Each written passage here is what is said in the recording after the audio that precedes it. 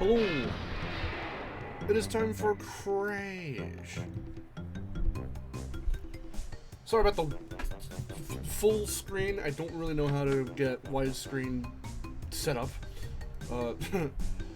What's up, Mayor Cyber and Nishmers? So we're just gonna jump right the hell in. How's everyone doing? Twitch week's a little weird this week. I do apologize ahead of time. But, Harvey's got plans for streams and the like, so we are just going to take it one step at a time. Let me know how the audio is as well. Hopefully it should be okay.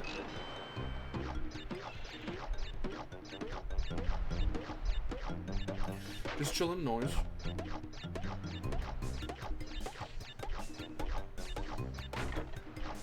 Yeah, actually, I should have thought about that ahead of time. Does the audio sound okay?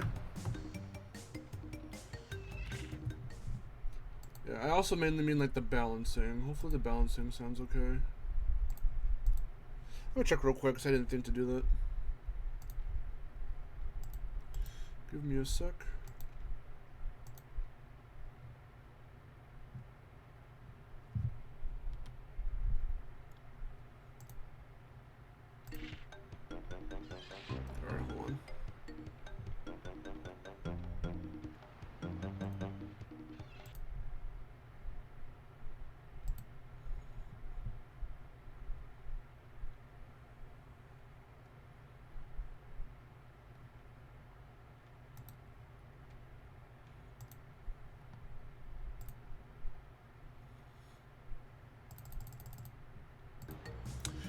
We should be okay.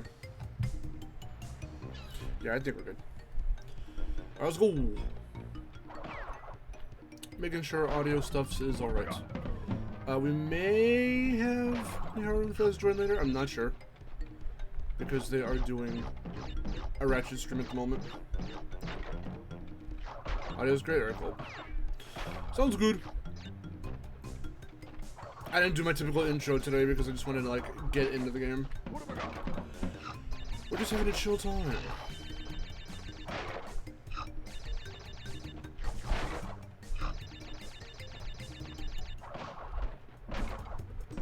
Yeah, I really do wish that, this game had audio options, like, in the pause menu. It has the most basic of pause menus.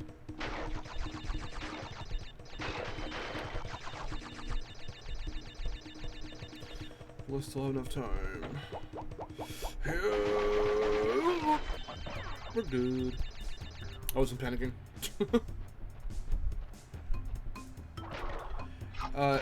If neither of them make it to the stream, I'm probably gonna hop into the Clap server. See if anyone wants to hang out there. Maybe, maybe not. But yeah, we're finally back on Twitch. It's felt like a while since we were last on Twitch. Sorry, what's up? What is up? This is a totally legitimate copy of Crash 1. Don't mind the top left.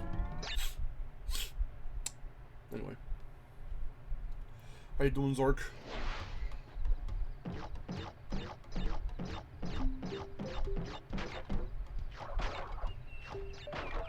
What have I got? I've been having to get a lot of footage anyway for the Cortex video. Oh, did I just spoil what it is? I'm gonna stop myself right there. I'm not gonna say anything else. Hopefully y'all didn't hear that, and if you did, I'm not gonna elaborate. I was grabbing a lot of footage though from these early games. So I was like, I guess I'm in a Crash mood right now.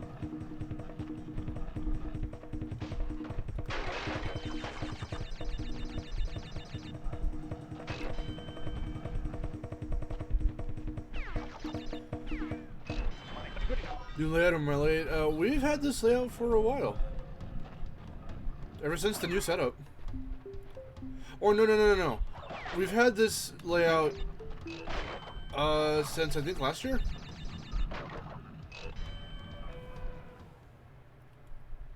Yeah, it's been like this for a while.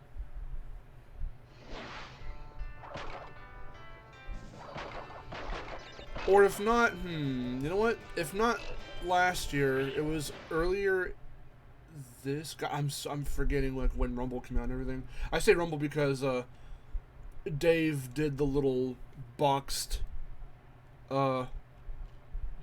themes, for lack of a better word, for the capture and the chat. Like he made the little chat box and all that. The the chat box and the game capture box, I guess we'll call it. Oh, if my lips are still flapping, I think the wind was hitting from my fan was hitting the mic. I was doing a really good fan impression.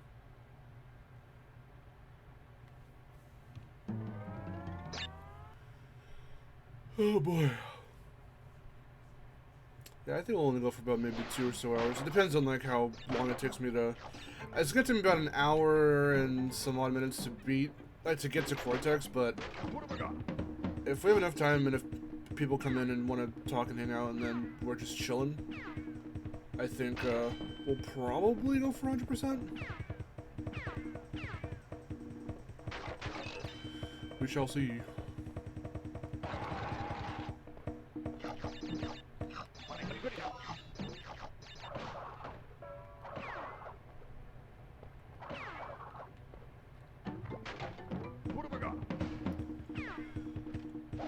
Oh dang, you finished Shantae GBC on Switch. Wow.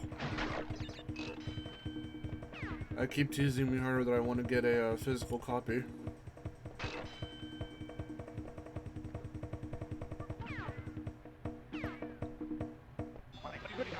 She's like, no you don't. I'm like, yeah, I really do though.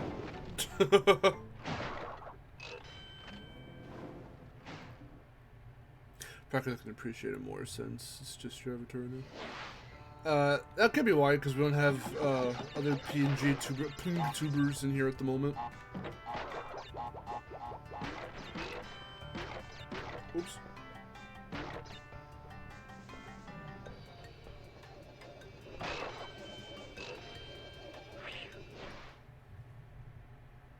Still working on Shantae 7 Sirens. Mainly procrastinating on my video game back.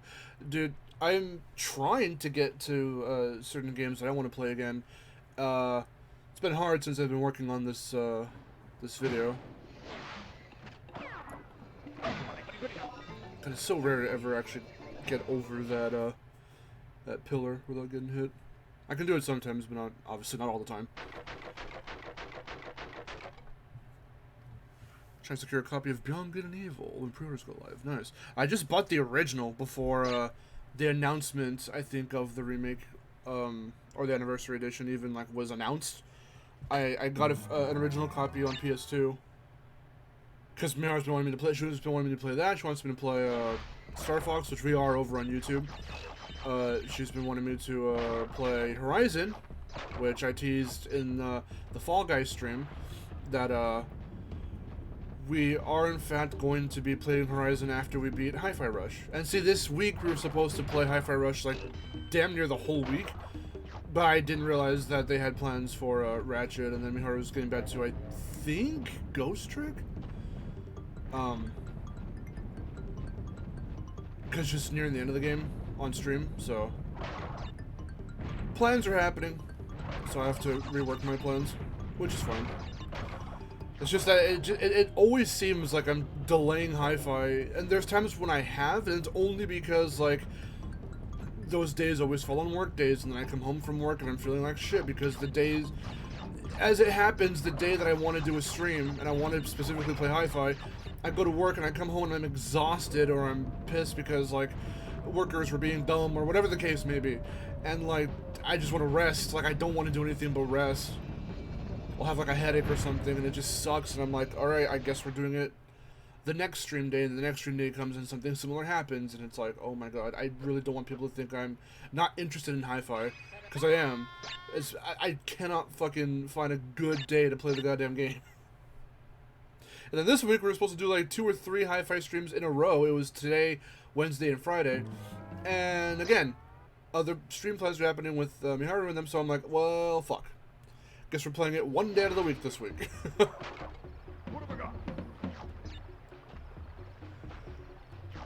That's what happens when everyone's a content creator. It's really hard to sync up schedules.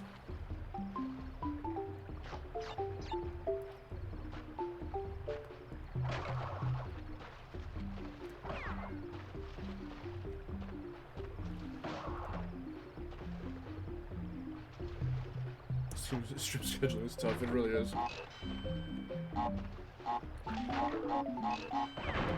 Not to mention, I want to get back to more multiplayer streams. Fall Guys was a really fun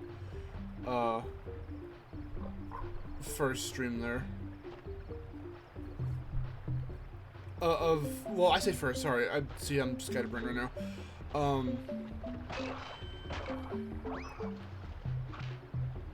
It was the first multiplayer stream we've done in a while. So I'm very surprised how much touch-up they did from the geometry to the soundtrack. Yeah.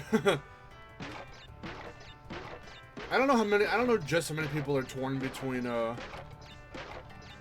rather are split between what Beyond Good and Evil 2 is right now.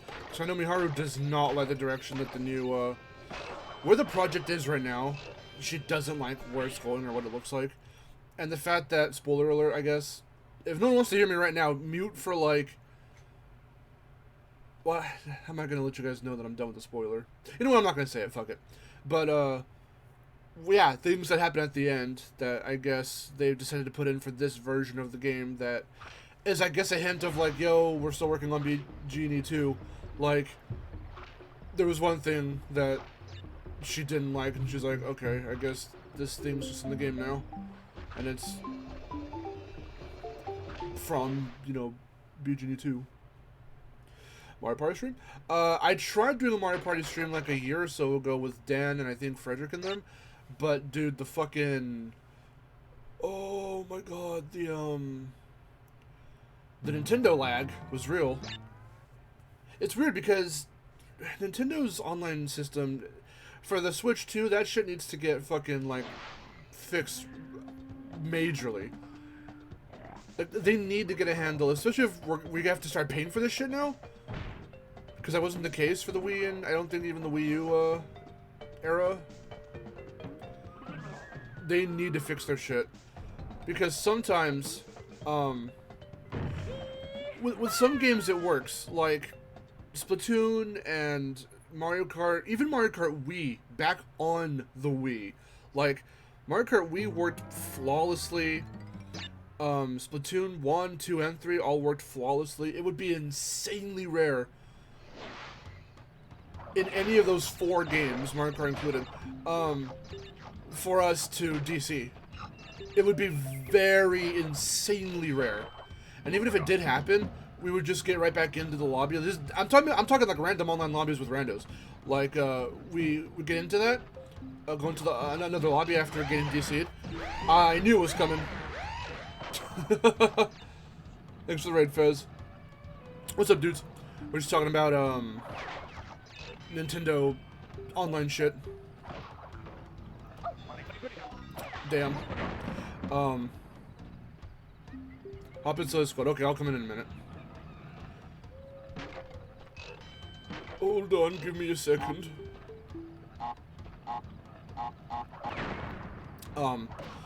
Yeah, so like Splatoon 1, 2, 3, and Mario Kart, Mario Kart 8, like the original Mario Kart 8, all of those games work flawlessly, and it would be so rare for a DC to happen.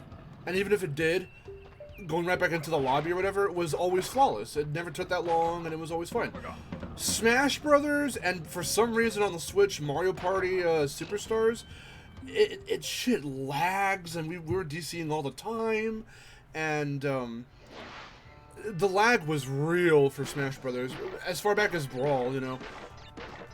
Brawl, Wii U, and Ultimate all have horrible connectivity. It's really unfortunate. And I don't think it's, like, where we live or whatever, because I'm just, you know, in a neighborhood, random, regular-ass neighborhood, and we're not, like, so close into the country side that like, oh, and even wouldn't that even mean that the internet would be technically better if you're in the countryside because not a lot of people are using like Wi-Fi in your area or whatever? I'm not sure how that works. I'm not a fucking technician or whoever, obviously, but it's just really strange to me that like some games, and it's only on Nintendo consoles. I think have I ever DC'd on an online game? I've DC'd off of like Nitro Field and Rumble a couple times, but it was also rare on that too. It would be rare in PlayStation games for me to DC, so I don't know. Their infrastructure is bad. They need to update and scale up. It's fucking for real. Seriously. Alright, let me jump into Silly Squad real quick, and let's get Miharu and Fez in. Get ready for some PNG tubers to pop up.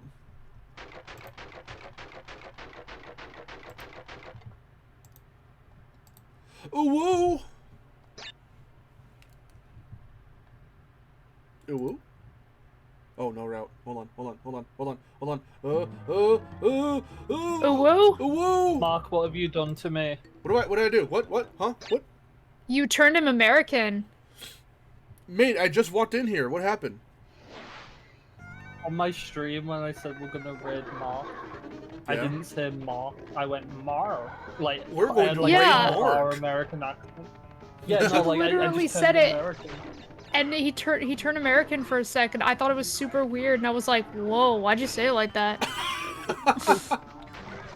There's like another stream where I think Zark said they sounded Boston at one point. That was the Spyro stream because I turned British for a minute. Yeah.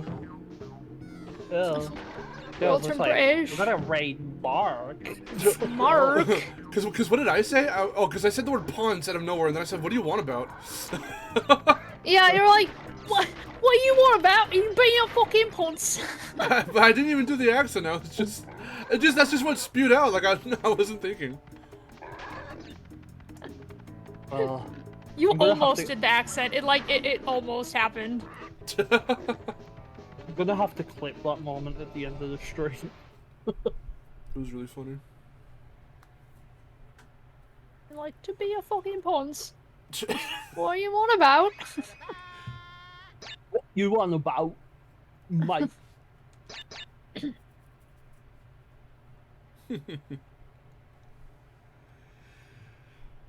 Okay. Nintendo's online success You know how- as usual. Yep. You know how people like joke about British people can't say the T word? The T word. The Yeah, T like word? so when they word say T? British, it's like British. Oh. Yeah, like no, we Yeah. can't say the letter T. Sorry. Oh, T letter. Can't say the letter The T letter. Yeah, It's a T word. I'm like, is there a bad word that starts with T that I'm not aware of? yeah, You- twat. Twat. Twat. Or tosser. Tosser. Yeah, people always like make fun of British, but like nobody makes fun of America. America. America. I don't even know where that Like, where's started. the A? Where's the A? Where's the other A? Where's the A and where's the I? Oh no, I'm not I. Yeah. No, the E. I's there. The E. Because they turned the E into a U. And why America. is it Murica? What happened? Why is there a U? Because some southerner probably was like, oh yeah, I represent America. They probably said some dumb shit, and then everyone started saying America, yeah, fuck yeah. Oh yeah, I celebrate America. God. I celebrate America. The America. Anyway, funny Australian rat man. Ratman.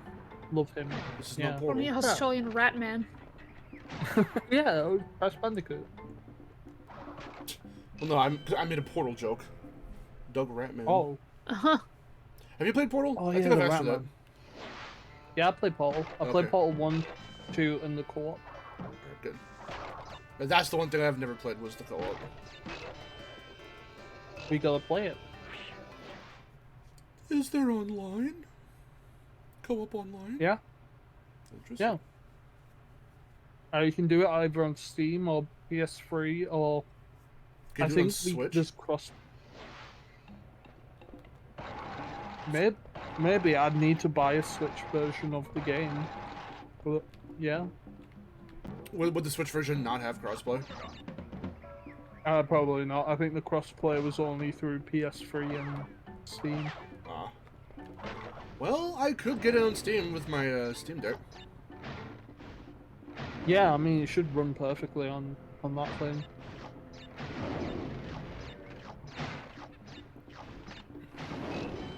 That's a really sick enemy.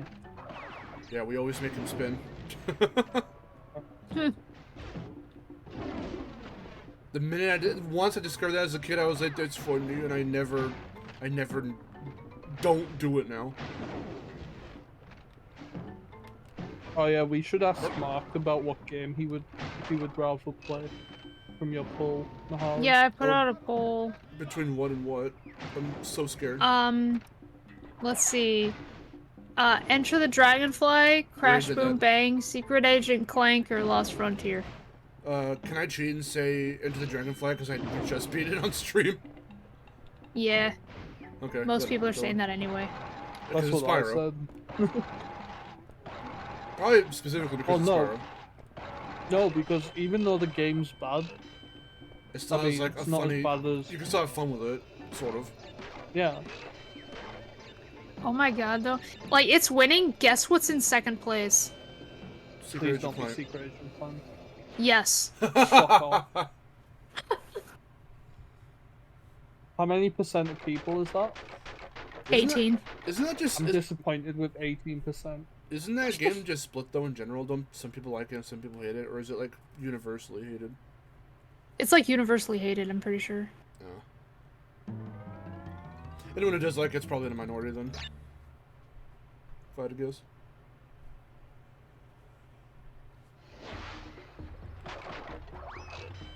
Wow, that was lucky. I was hoping I wouldn't spin it. I remember getting Secret Agent Clank for £5 when I got it. You did the what? Wow. I got home. I remember buying Secret Agent Clank for £5. Oh. I went home, played it, and I went, "Yep, that's definitely £5." It shows. Yeah. I went ahead and shared the screen too on Discord.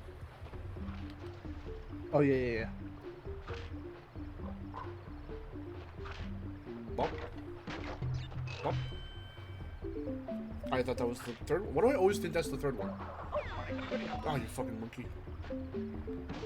The fucking tumble monkey. Tumble monkey.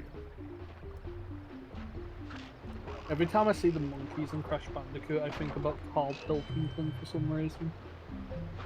Wait, you think about what? Think about what? Carl Pilkington when he goes, "A little monkey fella." I don't know what that is. I don't know what that is either. Don't worry about it. Oh, okay, man. Monkey fellow. It's always really ominous when you say that. Carl Pilkington, little. I love the Pilkington? fact That I'm sounds so- very British. Yeah, Is it a British thing? yeah, he's a British thing. Monkey fellow. He used to have a segment on a TV show called Monkey News, Oh, shit. where he would talk about little monkey fellas. Ooh, don't panic. Little monkey fellows. That's funny. He had like really cool shows called An Idiot Abroad. Who were those two guys you showed me that would do like the pranks and everything? Oh, that was only the first one. That was the second one. Oh, Dick and Dom.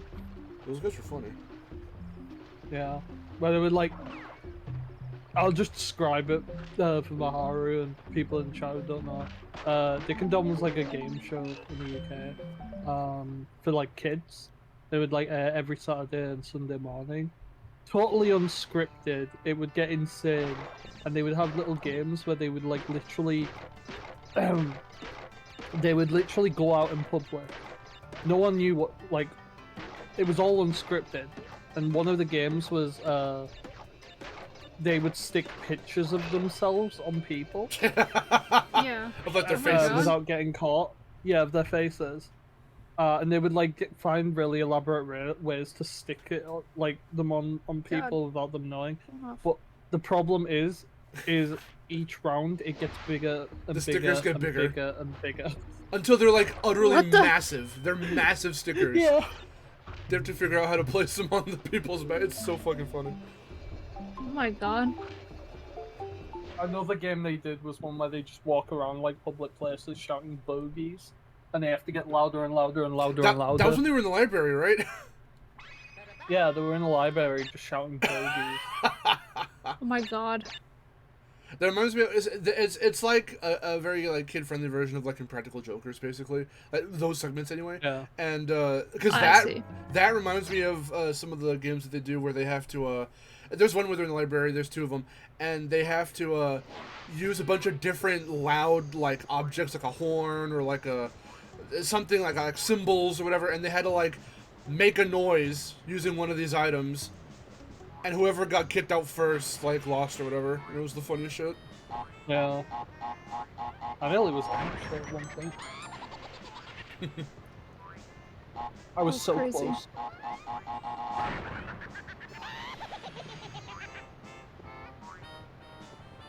But then I wasn't cool enough to be on the scene. I wasn't cool enough.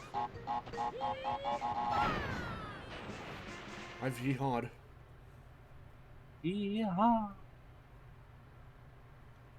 Yeehaw. I've yeehed my last From haul. Ricky Gervais show. Yeah, that's what it's from. Zark and Carl Pilkington from Ricky Gervais show. Oh.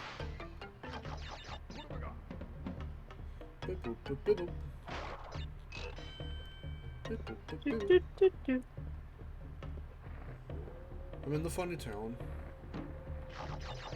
Take you to Funny Town. Did you say you hate Funny Town? No, take you to Funny Town. Oh. Won't you take me to Funny Town? That's the Shrek 2 song. Yes. Show of Somebody hands. from like the What? somebody from the 80s is probably like rolling in their grave. I was gonna say, show of hands. Was Shrek 2 your first exposure to the song Funky Town? Because it was for me. No. What was your first exposure to the song? I don't know, like hearing it on the radio probably. Oh. Nice. I feel like I saw it on TV before Shrek 2. Oh shit, I might be alone on this then. I mean, it was also my introduction to like Hallelujah and like fucking, of course, some bloody. So bloody Sadly, once Hallelujah told me. wasn't. I also knew about Hallelujah beforehand because I used to be in a choir, Oh, and that was one of the songs we had to sing. nice. Yeah, can you imagine me in the choir? I can imagine you in the back row. Were you in the back row? No, I was like near the front.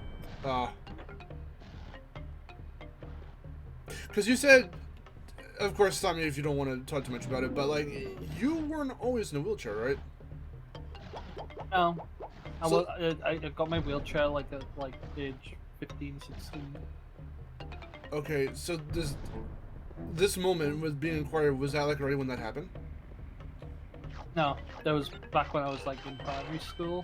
Which Oh, okay. I would have been like 8 or 10-year-old. So Okay. I was gonna say, because I remember we sung songs like that, "Spirit in the Sky" for some reason. Some other shit. no, because I was just, the joke was gonna be that like, with you being as tall as you are, that like, you'd have to be in the back row. Yeah, But no, I was at like, 10 or 8 or whatever, like, yeah, you'd probably, when I was 10, I think I was like 5'5". that's pretty tall for a 10-year-old. Yeah, I think that was like the start of like where I was just like getting ridiculously tall. That's when it happened. Which is crazy. My mother's always been like, I don't know how you're this tall because like nearly everyone in my household are like Yeah. 5 foot something, and I'm just like 6'7".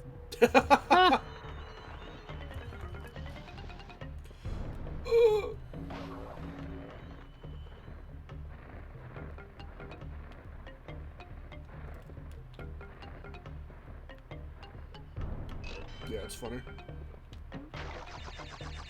It's like how my friend Chase, everyone that I know of in his family, like his whole family, he of course himself is white, but his skin tone is like way darker than it should be. Yeah. But no one else is in his family, and it's the funniest thing. That's like Kyle. Yeah. Like, yeah, my friend Kyle from BGT, he's, I guess he's white, because, like, it's really weird because he's super dark, and, like, everybody always thinks he's Mexican, but, so we always ask, like, what exactly are you, your heritage or whatever. He just says he's German. And I was like, so technically you're just white. And he's like, yeah. But he's like super dark, and we don't understand why.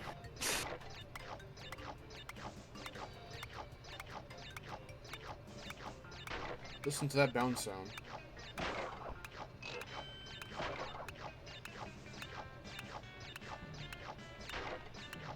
Not ready, unsteady. What's up? Sometimes it's funny just to be the odd one. Yeah, look at me. I came in all kinds of fucked. I have a bad heart, asthma, all kinds of fun stuff. Fine.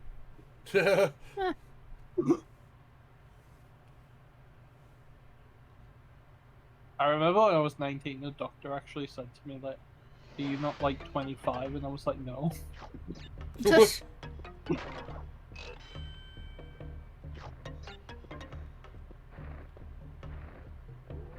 Come here, you fool. They'll probably look at me now and it's like, well, you're not like 40 years old. I'm like, what? What? No. No, not even 30. Why are you making me out to be so much older than I actually am? Funny. Funny. I thought it'd be good. I thought it'd be a chortle.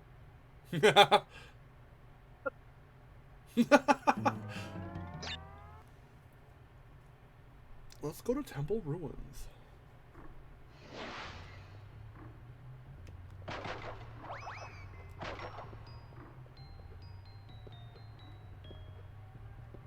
Why is this temple in ruins? Can they not, like, make it look nice? Why doesn't it look like just not creepy? Could they, like, not, like, go all in with the creepy aesthetic? Like, Are they stupid? Are they stupid? I was gonna say. How much the should the lore-ism. government, like, Oh yes, the Crash the Bandicoot Australian government. government? Yeah, I want to know about the politics in the Crash Bandicoot. I really How's don't. that going? No, I want to know about it. Like, do you think there's a precedent? Of Australia? No, of Crash Bandicoot. Oh, have President Crash. they made any political jokes in Crash? I actually don't know. I mean, not analogous to any real world shit, obviously, but have they ever made any like funny, weird? I don't think they ever have. I could not tell you. What do you think the housing economy is like in Crash Bandicoot? Do you think like, Apparently pretty doing okay alright? if Crash, Coco, and Aku can all live in the Okay. same house, and then later Crunch, they have a Yeah, garage. true. They've got fucking obviously to fund all of Coco shit. Yeah, these are the questions you gotta ask when you're really playing Crash Bandicoot. These are gonna be in my iceberg video. Do a second one. Yeah. Did you know in Crash Bandicoot Mandel Commute they talked about the housing economy and the recession that happened within the Wumpa Islands? If anything, the Radical era games would be the ones to make those jokes. Yeah. I would say I only know one video game franchise that has talked about politics once, Let me guess, was it and that Sonic? is Sonic the I Hedgehog. was gonna say. Yeah. Was it it People features the president in Adventure 2, I think, right? Well, yeah. Or 1? No, but like people asked why the fuck Eggman was like reusing bosses in Sonic 4, and Sega's reply to it was he got hit with a recession. What? Okay.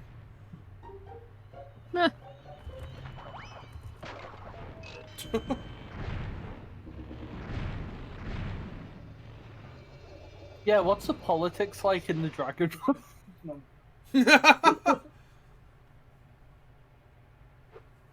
The Dragon Realms. The Dragon Realms. Well, Do you think Nasty Knock feeds the paw? they kicked him out, so I don't know who. That's more of like a magical. I'd say that's more of like a council thing, though. If I had to like really put something definitive on it, I don't think they have like. I'd have to think it's some magical council of dragons or some shit. I genuinely do not know.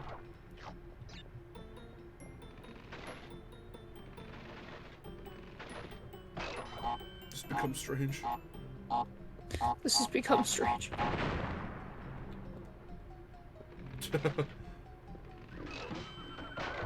Listen, Bob, I've got ideas for Spyro if you really need. Yeah, if you could just DM me real quick. You can DM me real quick. Shoot me a silly little email.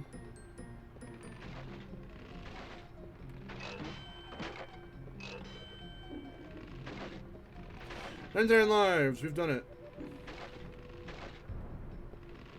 It has happened. Let's go. I like how in these later levels they give you way too many lives, and it's like, I don't know what to do with all these. Truly is the Dark Souls of platformers. God damn it. It's so hard, you've got 99 lives. Yeah. I've also been playing for almost 30 years, so you know. You know. I mean, you're on autopilot at this point. Kinda. That's what I'm like with Crash for the most part. I just feel like I'm on autopilot. I mean, like I said, this was a chill stream that I'm still probably gonna end up 100%ing. Maybe. I don't want to deal. The one time I need to buckle down and focus in is probably fucking Fumbling in the Dark. It's the one level I just fucking hate. I find it so funny that we're just so good at Crash 1 now, like we could just play this game and go, yeah, this is a chill stream, we're just casually 100%. Because everyone blows this fucking game out of proportion, and I hate it. I literally came across a fucking compilation that was made a couple years back. I think it was more... It might have been actually when Insane was, like, still relatively new. And they're like, oh, all these big YouTubers get rage comp, and it's like, oh, God. Don't make Crash out to be a rage game. Have fucking Why? fun. It's funny. It's really not. You should make a raid. No, Mark, you should do a rage compilation, and then for the entire thing, you just calm as hell. I should make a rage compilation of me trying to get past one jump, and it's the simplest jump. It's the first jump in the game. You just like, there you go. And then I'm like, yeah, there's your rage comp. No, if you want a true rage comp, it'll probably have to be me getting all the gold time trial relics in Crash 3. Going for 105%. No, I just think the idea of you going, this is a rage compilation, and then you playing the game casually. Okay, that would be funny. Like, I don't even get mad. Yeah. It's like, oh, it's alright. That would be funny. But you on the thumbnail is just like really angry and upset. It's an April Fool's joke. Yeah. Wait, Mark gets mad at Crash? I thought he liked Crash. And then it's just me being like, hey guys, what's up? Spin. Just having a good old time. Just, I don't know why I'm like making you out as if like you're talking like fucking Bob Ross while playing Crash Bandicoot. This is very therapeutic. I'll say that much.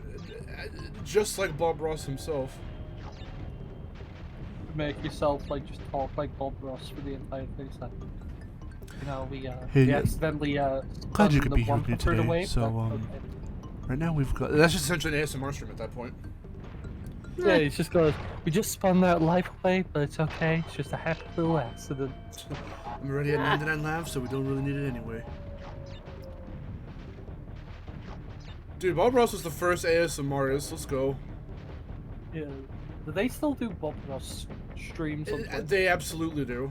And YouTube. Alright. And YouTube, yeah. Oh wow. I didn't know they were on YouTube. Every so often I I tune see into Bob them. Ross stuff all the time. Yeah, hell yeah. Dude, I love Bob Ross. I used to watch him on PBS Kids when I was a little boy. When I was a little boy. Maybe not PBS Kids, I think given- it was just regular PBS, but whatever. It's Channel I was 18. given a phone call that was Bob Ross related a Ooh, few nice. years ago. It was Deadpool as Bob Ross. Was it promoting Deadpool 2? Yeah. Nice. I love that. I love that video. It's just I'm just gonna whack this one out, and he just like the paintbrush. It's all that cascading white powder. God, I love cocaine. God, I love cooking. Holy fuck, Knuckles, I am high as a kite right now. Which made me laugh especially hard because... Which makes me laugh especially hard because when my grandma tells stories about whatever and she says hi, that someone's high, she always says high as a kite. It's really fucking funny. Huh.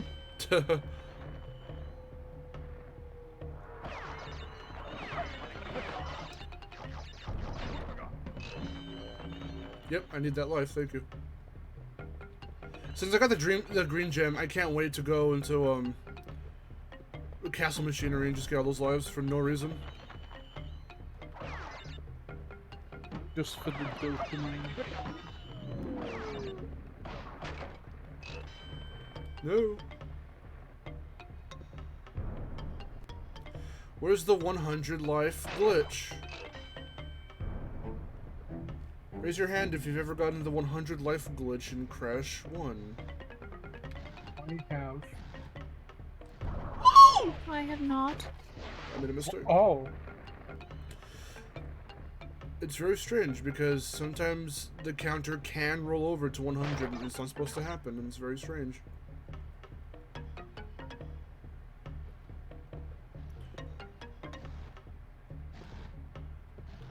Yeah, that's what was supposed to happen. There we go. Oh yeah, Mark. I'll ask you. Oh, actually. real quick, but you know that mask thing? Did you like the A or B side? I'm keeping this as vague as possible. Oh yeah. Yeah, let me look at it again real quick. Let me find.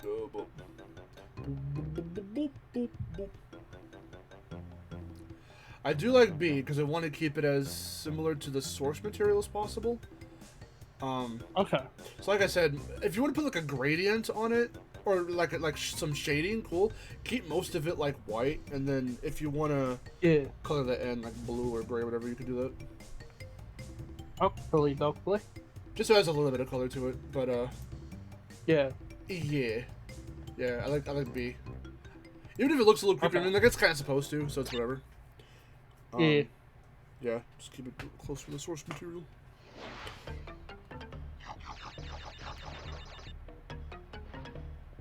Now, I'm almost done with that video. I'm gonna try and see if I can get some editing done on it after the stream.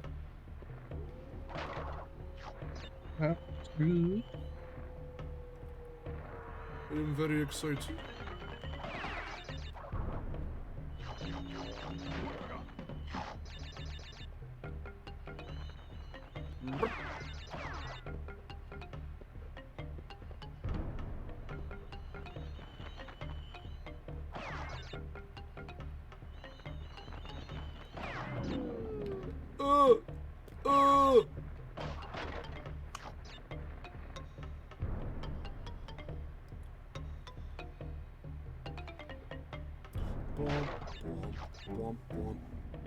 Rage comp. One time quietly going, oh, damn. Then another going, oh wow, that was close. I think every dragon would have a different political ideology. I don't understand how it's not funny to see people do rage at it. It's funny to me. I guess, but then that's just gonna make everyone think that Crash 1, it's always Crash 1, it's never 2 or 3. Oh, it's such a hard game. And it's like, yeah, only if you're trying to rush through it. I'm rushing through it and making mistakes because I already know the game, and if I fuck up, it's totally on me. It's not the game's fault. But everyone else goes, this game's so fucking hard, dude. Like, you have to fucking, like, wait and jump, and it's like, that's a platformer, though. You wait for your time in the cycle and you jump. I don't get wonder it. how much views I would get on YouTube. Probably not many. But if I just, like, went through my entire Crash 4 stream and just like got all my rage moments on there. Because I was going crazy by the end of that. Like I was actually going crazy. Look at a wahoo! I think there was like a few people in Brian, the chat thanks for worried for following. me. It was funny. Do you remember how it took us 2 hours on the last two like flashback tapes? Yeah. Yeah, because those tapes are fucking insane. Yeah. Thanks I for am the never follow. doing that game again on stream. Now would be now would be a perfect time to remind everyone that we've got incentives, which you can check in the description of the VODs over on YouTube. I believe I have the incentives somewhere on, here on Twitch. I'll have to put them back up somewhere if I don't have them on like the About page or something. But at 100 followers, which is our next incentive, we're at 66 at the moment, 67 now. We will do a Twitch exclusive Crash 4 100% stream series. Speaking of Crash 4 and how difficult Crash can be. Twitch exclusive. If people want to make their clips and do the funnies and highlight funny moments, you can do that. But as a thank you to Twitch peeps, we are going to make that series exclusive to Twitch. Yeah. Oh god, why did I say like that? Yeah. Yeah. Yeah. Alright, DK. DK. Don't like him. Just don't Don't like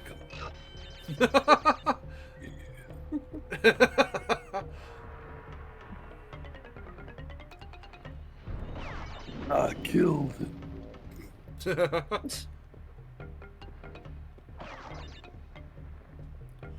Oh my god, you killed him? Yeah.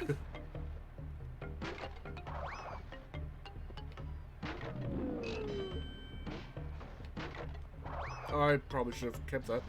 Anyway. Got a bot in chat? Got a bot in chat? Where? What page? Oh. What the hell?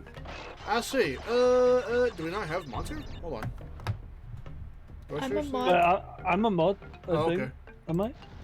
I can get rid of it. I can not get rid of it. Go, Aaron. Use your fox powers. Wait. That's weird. I can't get rid of it. There you go. Oh, there we go. Get out of here. You do. Get out of here. Hello, sorry for bothering you. I want to offer promotion of your channel. Viewers, followers, views, chatbots, the price is lower than any competitor. Quality's price is not guaranteed right. to be the best.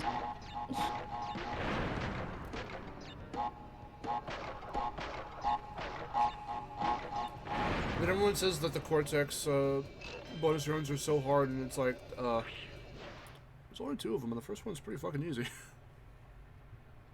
I've never made it to any of the Cortex ones. Your best bet for getting to one would be to do Santa Vista. I don't wanna. Yeah, I know. I wanna. I want to do that.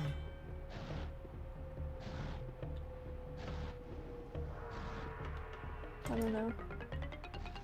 It's like, just I find it funny you get so mad at it, and then for me it's like, I guess a lot of these things don't matter to me because I don't really like Crash 1. So I know.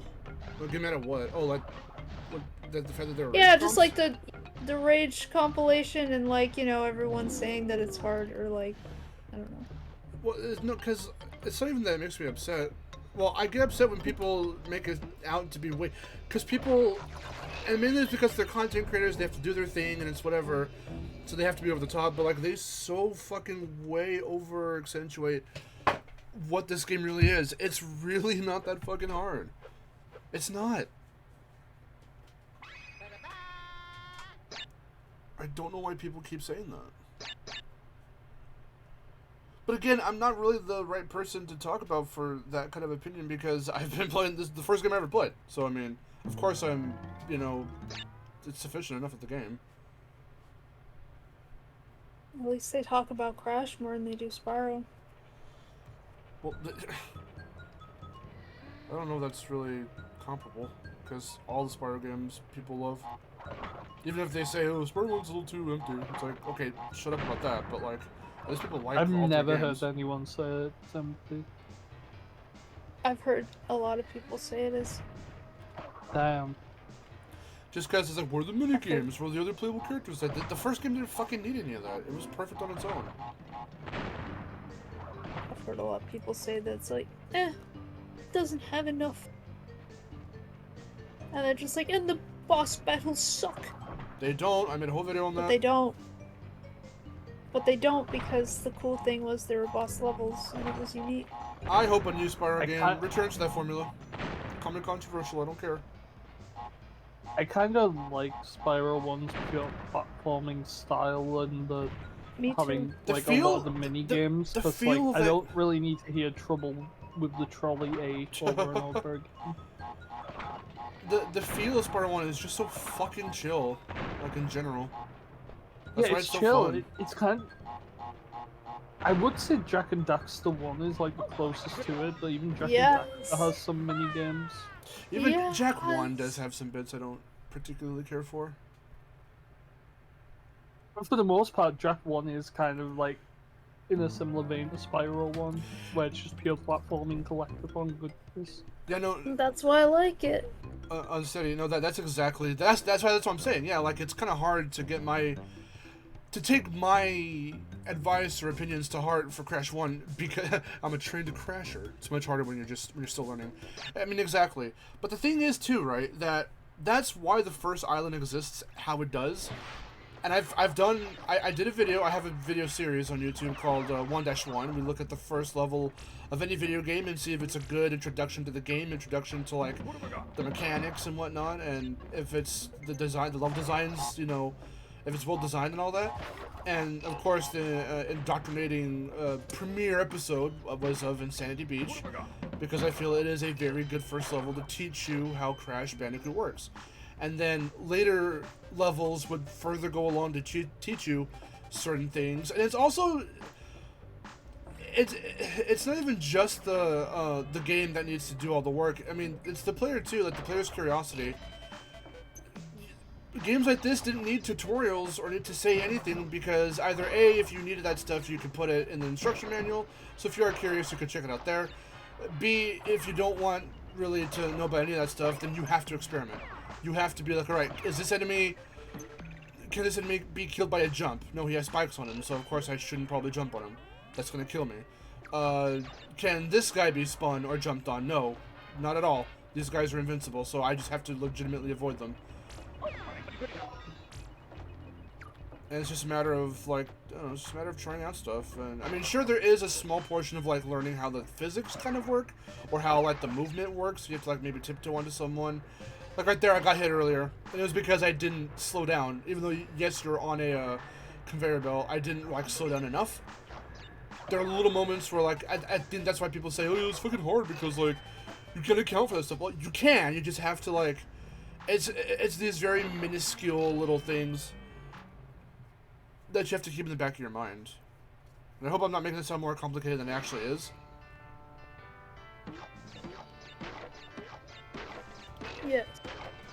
And that's why people prefer Spyro over Crash in that sense, because Crash has that bit of technicality to it because it is precise platforming and Spyro's more open platforming, and there's a very clear difference. Spyro has some precise platforming, but it's still within a wide enough space that, like, if you fuck up, it's likely because you didn't do what the dragon showed you. You didn't hold A or X enough to get the apex of the jump, or you didn't, like, glide at the right time or something. Yeah. But those moments are few and far between, so. Yes.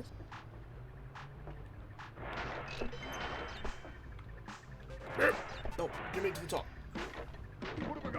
I remember my friend Rez always telling me this story, but someone, when Insane Trilogy was coming out, someone got it early.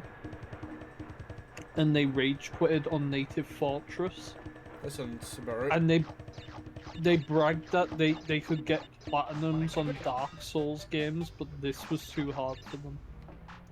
Was that the guy who happened to say that Crash was the Dark Souls of platformers? I don't think it was the same person because it was a girl. It was a woman. Oh. But yeah, Was she, said, was she said, an influencer? Like not a journalist or anything? Was she like an influencer? Maybe like I don't know. My friend just said like she got it early, so I don't know if it was the street date was broken or what. But yeah, they were playing it and they said like I've platinum Dark Souls games, but this is too hard for me. They were on Native Fortress. Yeah, that sounds Wow. about right.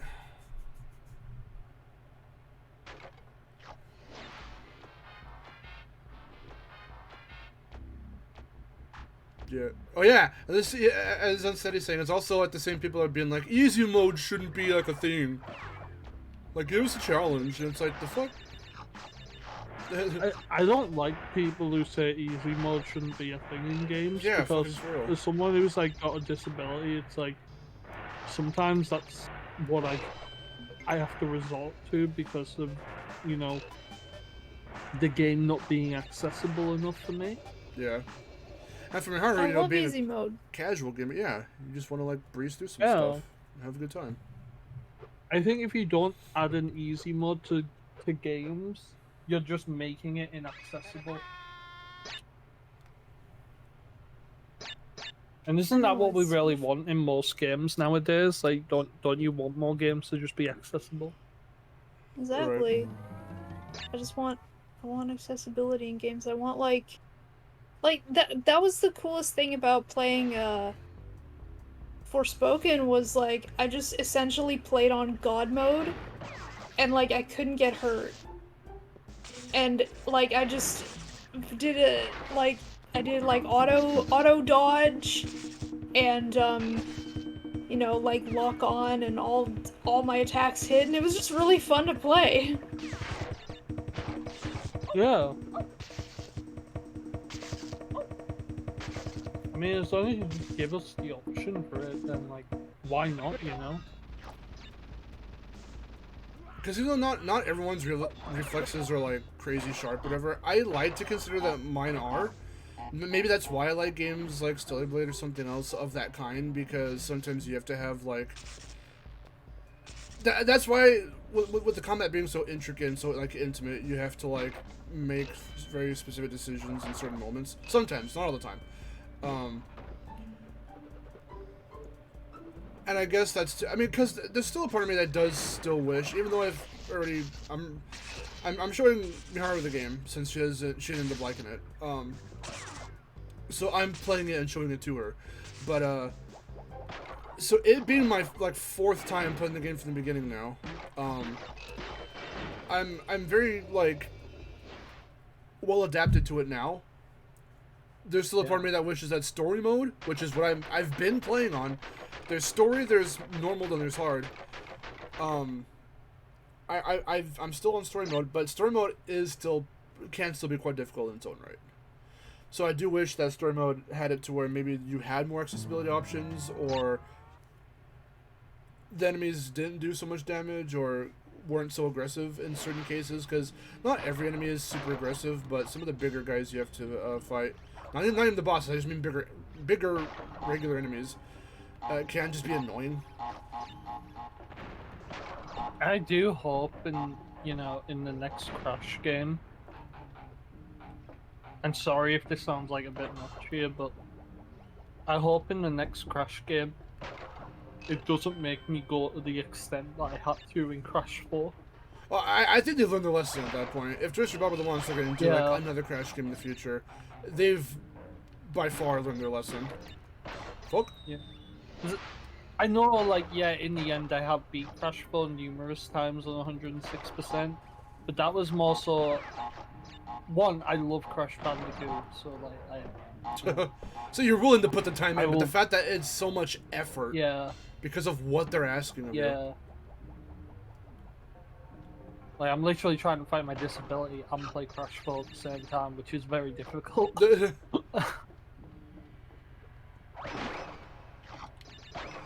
I still have not. I need to return to my original PS4 save, and I still gotta get those fucking. I just don't like time trials at all. Yeah, I'd say do it on PS4 because that way, when you go to the PS5 version, you can just get all the trophies. Oh no! No! I'm doing both from the ground up. I'm almost at 100% on PS5. I'm already at 100%. I'm already at 100% for my original PS4 save. I'm almost 200% for my PS5 save. I've got a couple gems and perfect relics left to grab, but it's the levels that I don't like. It's a lot of the end game levels. It's Rush Hour. Oh, what's it called? I'm actually forgetting the name of the Cortex one from Bermuda's Orbit. Escape. Oh No. wait, no. Shipping error. Yes. I think seeing Double Inverted I haven't finished. I don't think I have. I can't remember. Seeing Double. It's that kind of stuff. It's like, dude, some of that shit should just be like optional, or even if it's not optional, just I don't know.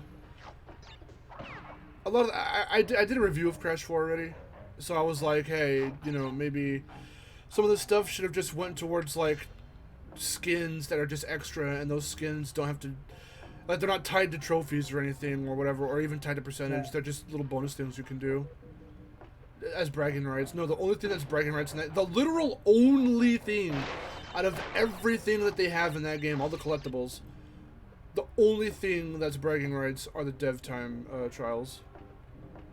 The dev relics, that's it. Those are the only, everything else is absolutely required to get to max completion. Yeah. And that wouldn't be a problem if there just wasn't so much shit and if the whole game wasn't designed to be hard as it is. Because the thing with, like, how I'm saying Crash 1 isn't that hard to me because, I grew up with it. Crash 4, I don't think Jason and Andy, like, intentionally designed this game to be difficult. They designed it to have little challenges here and there and to test your knowledge and your skills, but, like, I still stick to my guns that overall Crash 1 is not that hard as you learn it. And the more you learn it, the more you play it. But Crash 4 was intentionally designed to be difficult because they already knew not only were they hitting the audience that was just getting used to Crash with Insane and all that stuff, so this provides a little bit more for them if they were still new to Crash, but specifically it was for us, like the lifelong fans, the vets. Yeah. They were like, even vets are gonna have a hard time, and yeah, they were fucking right. But that doesn't mean that that's, like, something to brag about, I guess, because I just kind of wish that it wasn't so, like, every aspect. I just don't think Crash is a series that could, like, that shouldn't be its defining trait, that it's, like, difficult. Yeah. I think, yes, Crash being a challenging platformer is definitely, Crash having a difficulty curve. Yeah. But it's not like, oh, it is the Dark Souls of platform. Like, I'm sorry to keep bringing that up, but, like, it isn't that, Yeah, for real. Mega Man's the Dark Souls of platformers. Anyway. Mega Man sucks. It's not fun. I cannot get into that franchise. You're the only person now that I know that, like, agrees. Yeah, no, I tried. I got the original Mega Man and Mega Man X on the Virtual Console, and I just couldn't. Yeah, no, it's too difficult. I like Mega Man 2, but going back to it, I'm just like, even that, I'm starting to lose it. But I'm glad there's a mod for Crash 4 now that, like, actually makes the completion requirements easier. Sure, I just don't really care for the fact that I don't care for the fact that they went out of the way, because this is something I wish the devs themselves changed ahead of time, like realized, okay, maybe we're making this too difficult, because when fans get involved, it almost feels like I fixed your game, hire fans, lol, and that's I know it's not that, it's meant from somewhere very sincere, but, like, when I was watching, I don't know if it was you or Dave or someone play it at one point on stream, I'm like, oh, they like changed box placement and changed like some of the environments around. Like this is like a mod, and I'm like, okay, I don't know how I feel about that because the level designs themselves aren't really that bad. It's just where they decided to hide boxes and gems and shit, and the fact that there are sometimes just too many obstacles, one after another after like consecutive like hazards that are just like in crazy, sometimes little bullshit places. That's the kind of stuff you could like delete or move somewhere else. But like moving whole entire areas of level around and having to like split Rush Hour into two separate, like, I don't know about that. It's a little weird for me. It's too Rayman Redemption-y for me. Like Rayman Redemption just changed way too much that it's almost borderline unfamiliar now. It just needed a few tweaks, not entire changes. Yeah. I know it's a little controversial of a take, but like I don't know, it's too weird for me. I just like having the option. No. I mean, true.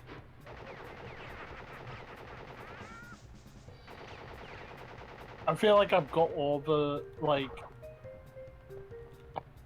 I feel like I had a sense of closure for doing 106% on Crash 4 on stream. Like I finally beat that game and I can rest. Yeah. Like, I mean, I beat it before, but like now I have proof that I've done it, like full-on proof. So, you know. Mm.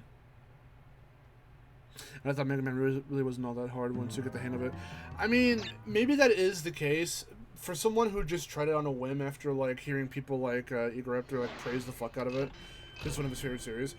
I was like, oh, this is the type of 2D platforming where shit just kind of blinks in and appears and attacks you at random and you can't really get the pattern down quite and enemies easily. spawn in Enemies, constantly, yeah, like you can't go backwards. It's overwhelming.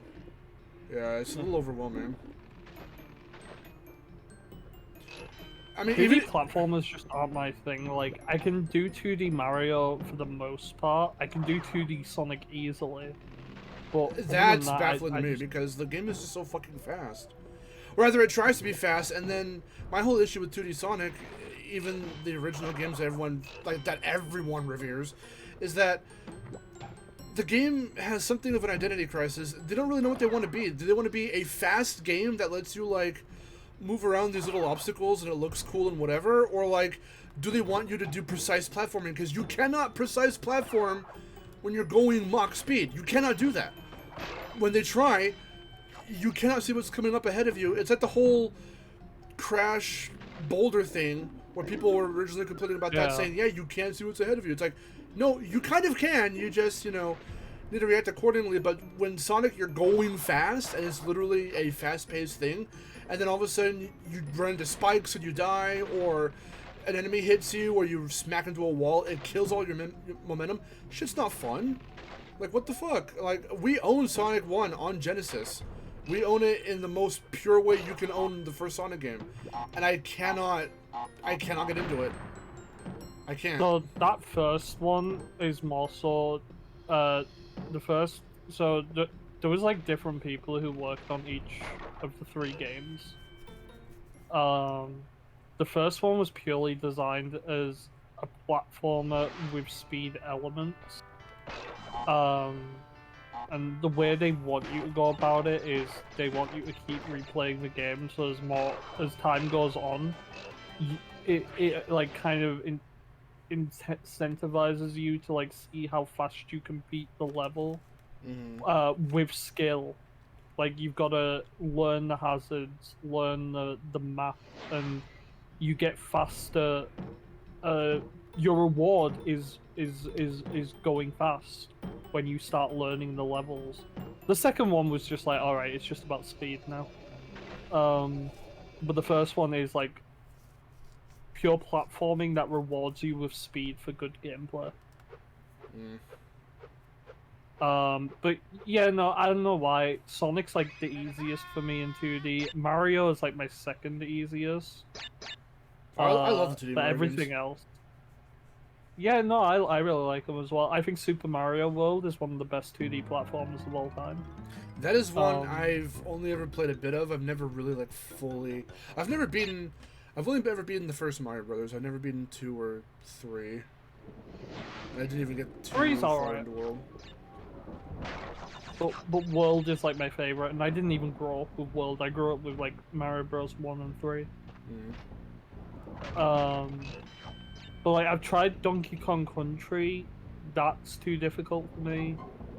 Kirby's fine, but I kind of don't hate me, guys. Right? Do It's a not little too hate easy. me. It's a little too on the light side. Yeah, Kirby kind of bores me a little bit. I sort of see why. I don't fully agree, but I can get why. You know what? It's the same issue I have with the Yoshi games. Yoshi's story was awesome. Oh yeah. But Yoshi's like fucking Woolly World or Crafted World or whatever. Yeah, it's too. It's Too too. samey. Yeah, and it's a little too like. Not that it babies you or anything, but it has that very like preschooler-esque like. Very kid feel to it, which I know it's a kid's game. This is also a kid's game. This level used to terrify kids back in the 90s. Like, there was, and I know you could say it's the edge or the whatever, but like I don't even think it's that. I just think it's progression. It's good level design. Like I don't know what to say. Kirby 64 was awesome. Kirby 64 is good. I Planet feel- Robobot is awesome. That's still not. That's still one I haven't played. Oh, it's so good. I feel Kirby and the Forgotten Land is one of the best Kirby games I think, arguably since Crystal Shards. I think it is the best Kirby game. And I'm somebody who likes Star Allies. A lot of people say how you're saying about being too samey, a little too boring. That Star Allies is that for a lot of people, but actually that's one Kirby game that I have beat with my brother. We were co-oping that, and it was a lot of fun. And then on our Let's Play channel, I beat Kirby 64 some odd years back. What else? I'm trying to think of another. There aren't too many Kirby games that I've played. Like I never played the Dreamland games or anything like that. I played the more modern kind of Kirby games. Return. Did I play that? I can't remember. I played Epic Yarn. Never beat it, but that was okay. That's kind of one that did start the whole like, oh, we're very light and very kid-like and whatever. But it wasn't that egregious with it. It was still pretty fun. I would love if we could get like the connection on Nintendo online good between us. I think it'd be really awesome to play Kirby and the Amazing Mirror online. Yeah, that's a game I've never played before. It's like basically it's like a 4-player co-op Kirby game, but we can literally go to different levels by ourselves. We don't even have to be near each other. Oh, and that's a like, Mario 64 work shit. together. That's cool. Yeah, no, and like you can have up to 4 Kirbys, and you can just go off and do like different parts of the game. It's really sick. That's awesome. Yeah. What about Sonic Frontiers? I've never beat it. Sonic Frontiers is a whole different beast. Like, we're playing that on vid games right now as well, and I'm having fun with it. This is the first, and it's also not like I don't want people to get the wrong idea too. I'm not over praising the game just because everyone's saying it's good and people can finally like unanimously Sonic fans could like unanimously finally agree that there's like a 3D Sonic game out there that everyone says I wouldn't is very say good. unanimously. I wouldn't say unanimously. People are turning on that fucking game. I don't know why. Are they? I mean, why? Oh shit! Fuck! What? I died. Oh. Guess who's gonna do something okay. again? Yeah. But yeah, no, like the Sonic fan base, I wish unanimous was a word they understood. Well, initially, well, no, they don't in general. But I thought initially for Frontiers they did because I've heard everyone be like, Yeah, "Dude, no, no, they this did. game is like actually seriously, literally good." And I was like, I think majority is like it. There's just a really loud vocal minority. "Well, that sucks." But in any case, Yeah. well, they're probably the idiots that are just hard to please, and like anything that can be remotely considered anything will probably piss them off, and that's where it's like, all right, you're just not fun to be around. I don't want to hear your opinions because it's just going to be a bunch of bullshit, very likely. I think what I cared about is that I enjoyed it because I've been someone who's been stupidly hard on the series for like the past 10 years. The thing is, and it's funny, but I still have to be candid about it, that like even though your like what's the word for it? Like funny. Like your comedic take on the fact that you hate Sonic is in parts still not fully true. Like that's just the truth of it, right? That like you know, Yeah. but like so even with that in mind, and you still have your grievances with a lot of the games or the whatevers, I have been unapologetically like I just don't care for Sonic. That's pretty much always how it's been. Every time I try to legitimately like, but no, seriously, every time I legitimately try to like put my effort into a Sonic game, I've never really enjoyed it. And we own like a crap ton of them on like Wii and shit. Oh. And the last time I felt like I got like legitimately burned was when I was like, because I really didn't care much for like Lost World and all that crap, and I'm someone who actually really, really likes the concept for Rise of Lyric, but Sega are the ones, and it's factual, and you can literally watch Matt Muscle's video, which is packed with facts. You can look it up. That Sega is the one. No, but I'm talking for chat.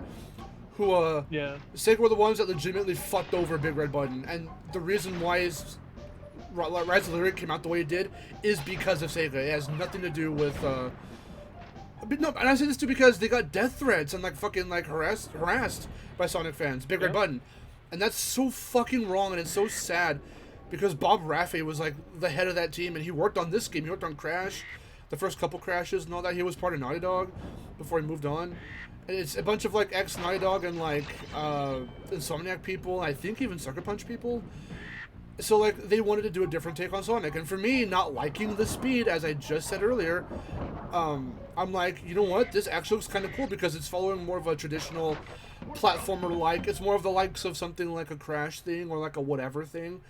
But speed's still there, so that way, like, you know, fans can't say that there's no speed in this game at all. They still baked it in okay enough. It's light. It's not quite the way it works in other games, but I mean, whatever. I never liked that about it anyway. I wanted to play a Sonic game for the exploration and the platforming and like the exploration and the different characters, and I was finally getting a game like that. But long story short, like with all that happening, I was already so disappointed in like the fan base and everything else. The fact that like that game did not do well, people were chastising the Sonic Boom like subsidiary, you know, off to the side bit of games and whatnot, and all that shit. That like then they announced Sonic Mania and Forces, and I'm like, well, Forces or this game because we didn't know the title at the time. Like, oh, this looks kind of cool. Like, oh, is there like this good and evil thing? Like, what's gonna happen in this game? Game was a piece of shit. Yeah, and I can tell you why, and it is also at the fault of Sega. That's People like to say Sonic Mania was made by the fans, and by the way, I will want to say this one thing: death threats. Yes, I believe that. So that is a thing that happens because Sonic fans dox people for liking Frontiers. Anyway, What? yeah, the fan base is an absolute shitstorm. It's pretty lightly. You're not allowed to like something. You're not allowed to hate something. What can you do? But Sega, after Sonic Boom, would not give Sonic Team a budget, and people like to say Sonic Mania was made by the fans. It was impartial, but it was also made by a lot of people from Sonic Team, in which Sega put all of them into Sonic Mania and didn't give Sonic Forces any devs, barely. They didn't give them a budget. Sonic hasn't had a budget, a proper budget, in years. And now they're finally getting it with Shadow Generations, only because Sonic Frontiers did well. Sonic Team has had no budget, and according to what I've heard that's happened within Sonic Team, Sonic Frontiers was the last hope for the series. If that game failed, Sonic would have been gone, had a break. Things have been that dire for the franchise. And I'm not joking about this. This is literally like Frontiers was their last ditch effort. Yeah, shit's crazy. So yeah, so when I say that, like, so yeah, because Forces, just totally like, I don't want to sound too like over the top or anything, but like it totally like just diminished anything I had, any little care I had left for Sonic for a good strong while there. Because again, even if I were to like fully get into Sonic without lambasting anything, it would only still be very casually. I think it's the best way to go about it, dude. Because like from what I've heard, the shit I've heard tons of shit within like the inner workings of Sonic Team throughout the years. I've been in the fan base. It's a shit show. I do not. Nobody should go through or be around that shit. Yeah. I've been with people who've made fan games. That's all I'll say. And like, I just want to kill myself sometimes. But yeah, go on. Yeah, like after that happened, after I played Forces and it was just so bad, I was like, wow. So of course I wasn't gonna initially care for Frontiers when it was first announced. I'm like, whatever, I don't care. And it wasn't until like seeing those little things where it was like, oh, the writers of like some of the writers of the comics are coming in to do this, and like there's a new system in place for whatever, and I'm just like, okay. It was the thing about the writers where I was like, oh, are they putting effort into this? Is this something that's gonna like maybe interest me? Like I don't want to be even so much as interested in it, because I was interested in Forces and I got burned by that. Like I had to spend money on that and play it, and it was awful. I don't want to spend money on a game that I was just like, oh, this is so bad. Like why is this? Like why am I doing this? But it literally, even after a while, after seeing what little that I did see, I was like, well, I don't want to say like, because I didn't want to say anything from it initially, like at all, because I didn't care. But after people saying, no, this game is like actually like legitimately good, I was like, well, then if ever like my brother Vic gets it, then like maybe I'll watch him play.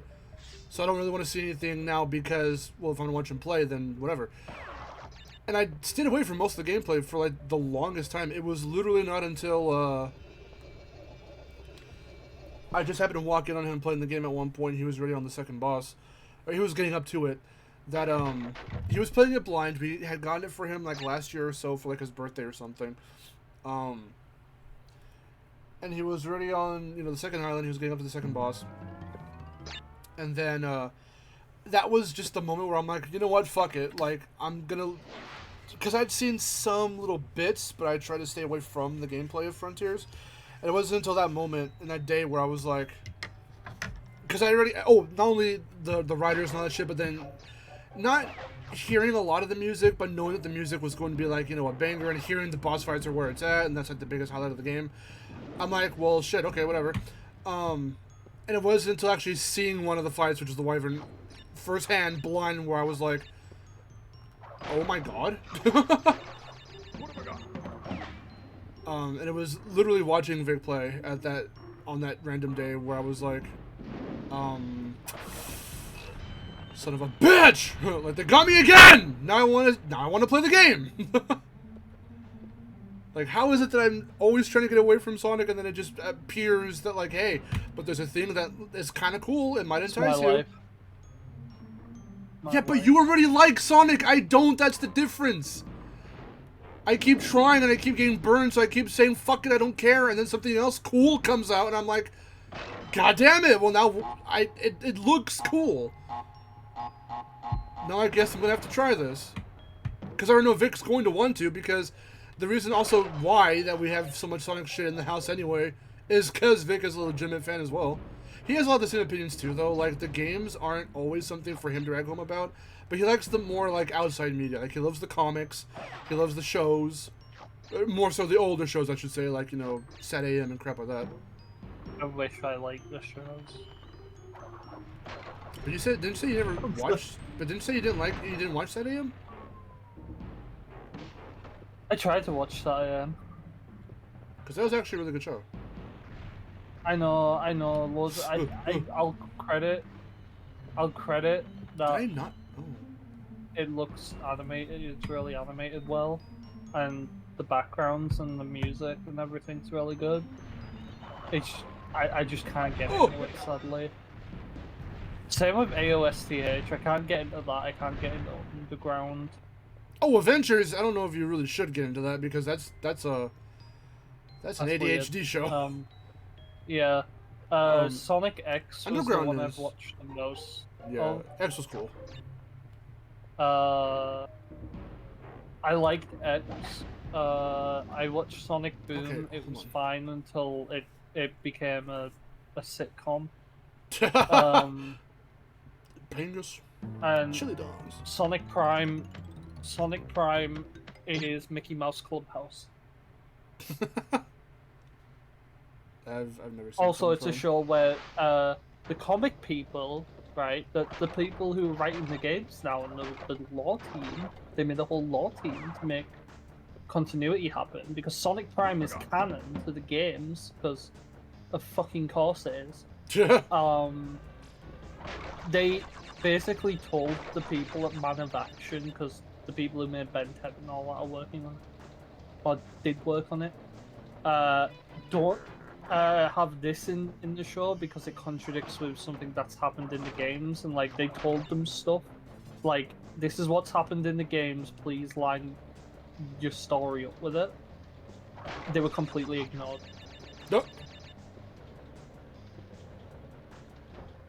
So, and that's why Sonic acts stupid the majority of the show. Really sick. Anyway, Let's involve Miharu in the they should conversation. make a Ratchet and Clank. Yeah, let's Ratchet make a and Clank show. TV show. Yeah. I was actually gonna mention Jack real quick. Hey, Aaron. Yeah. So, I don't think you probably saw my thing in Fez's chat, but you said that your Jack 2 stream will be short because you probably won't be able to get through the thing. I'm here to tell you, remote play. Yeah, I know. I saw that comment you left. I'll help you. No. No, thank you. He doesn't want to play it any more than she has to. Yeah, but if it's an incentive stream, then you gotta. What did I do wrong? Not really. Okay.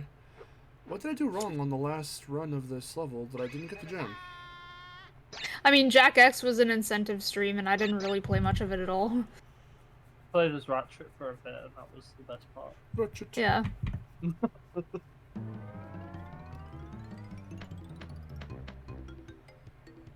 So glad Knuckles was written better in the Sonic 2 movie. Was he?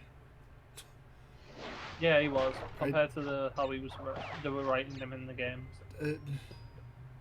Well, again, I see the movies and the games. I mean, everything is completely different for me, of course. And they turned Knuckles into a dumbass at one point. Oh no, like, I know he was that. just straight up. Well, that was him Yeah. and Boom. Yeah, no, but it bled into the actual games as well. It wasn't just a Boom thing. Mm. Yeah, I'll probably have to keep my mouth shut when talking about the movies. Yeah. Fez says Down yeah. there. Yeah. Yeah, shut up about the movies. Don't say anything. I'll say one thing about the movies right now. Sonic fans are complaining that the shadow design looks like the games. Anyway. Did they show the design on Friday? Yeah, it's been leaked. Oh. Because they still haven't shown the trailer, and the merchandise is out, and Shadow's design is just straight up on the merchandise. So. Oh, wow. And it looks exactly like video game Shadow, and people are complaining that it looks like video game Shadow. Why are they complaining? Do they want him to look? No, you can't please them.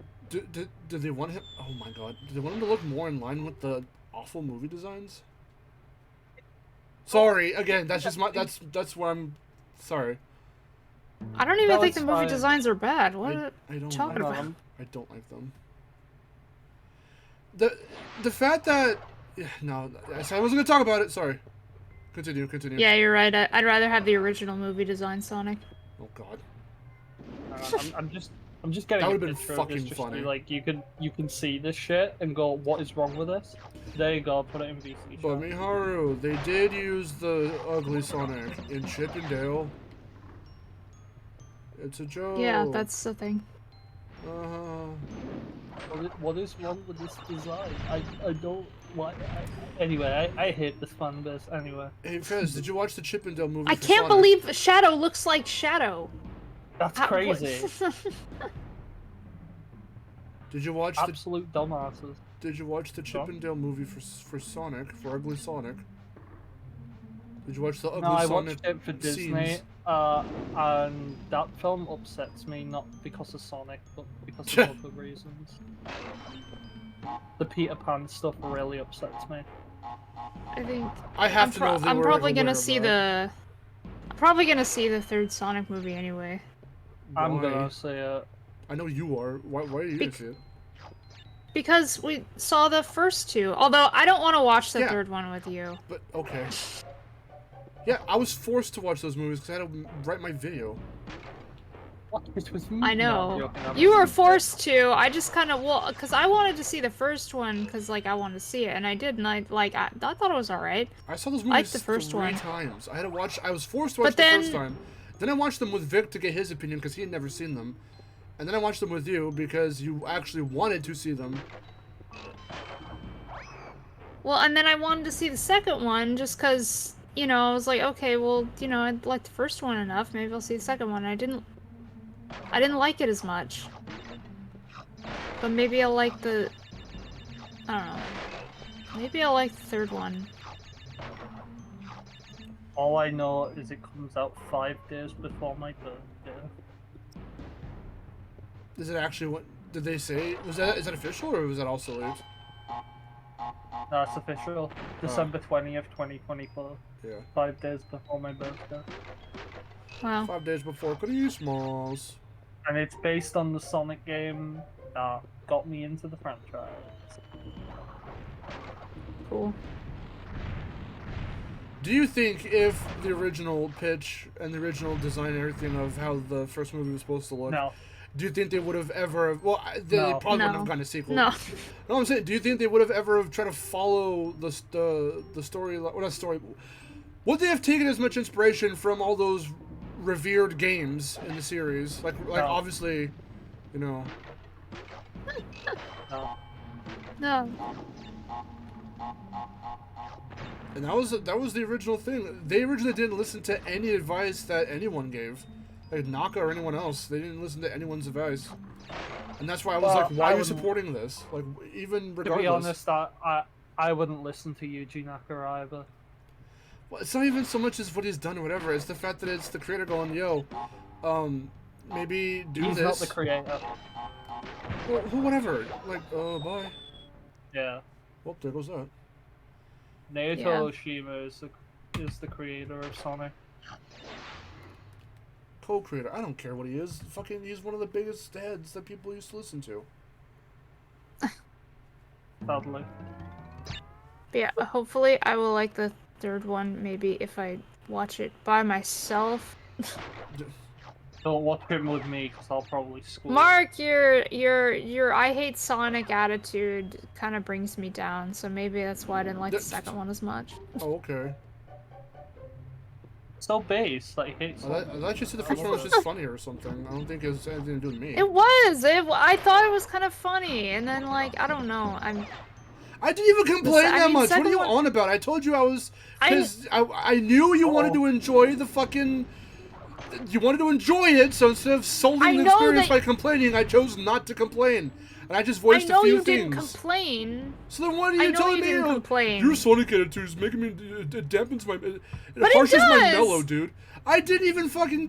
We just said that I didn't even fucking do that. So, like, you can't blame me for that.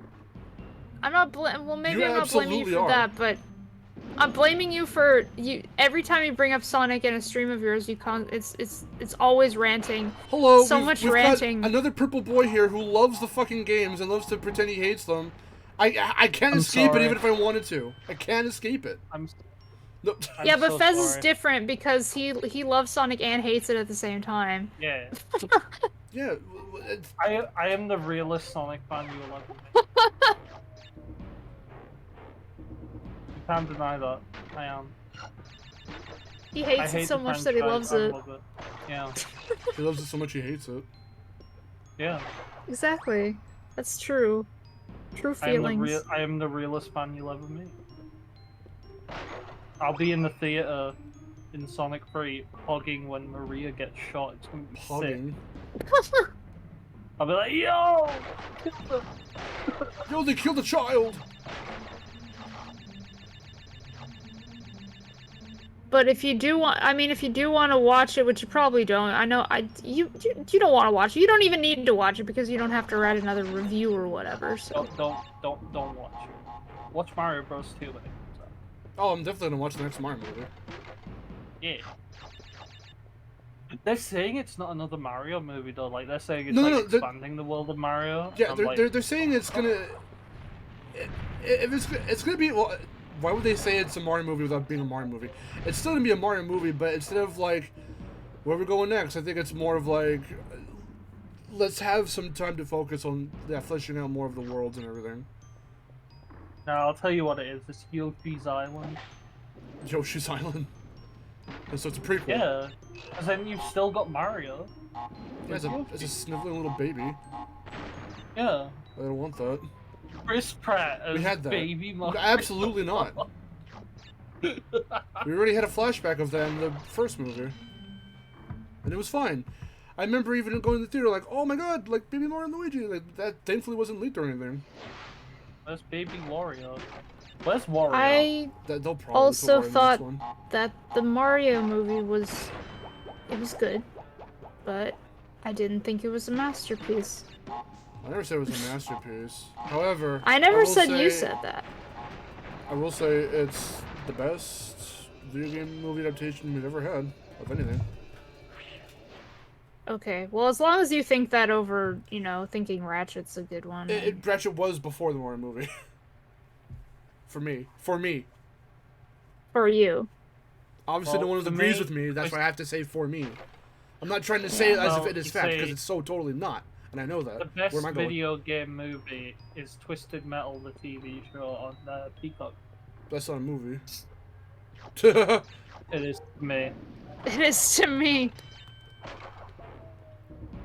Yeah, but I still haven't seen it. I have no way to see it.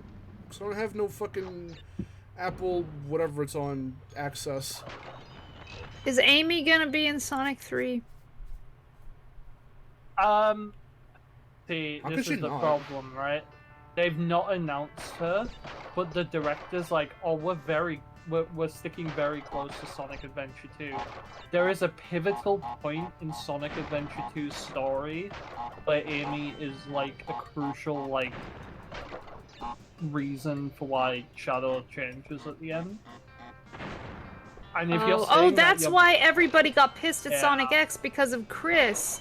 And he Yeah. has that moment with Shadow, and every Shad Amy shipper was really upset. And that's why everybody hates him. fucking little spiky-haired boy.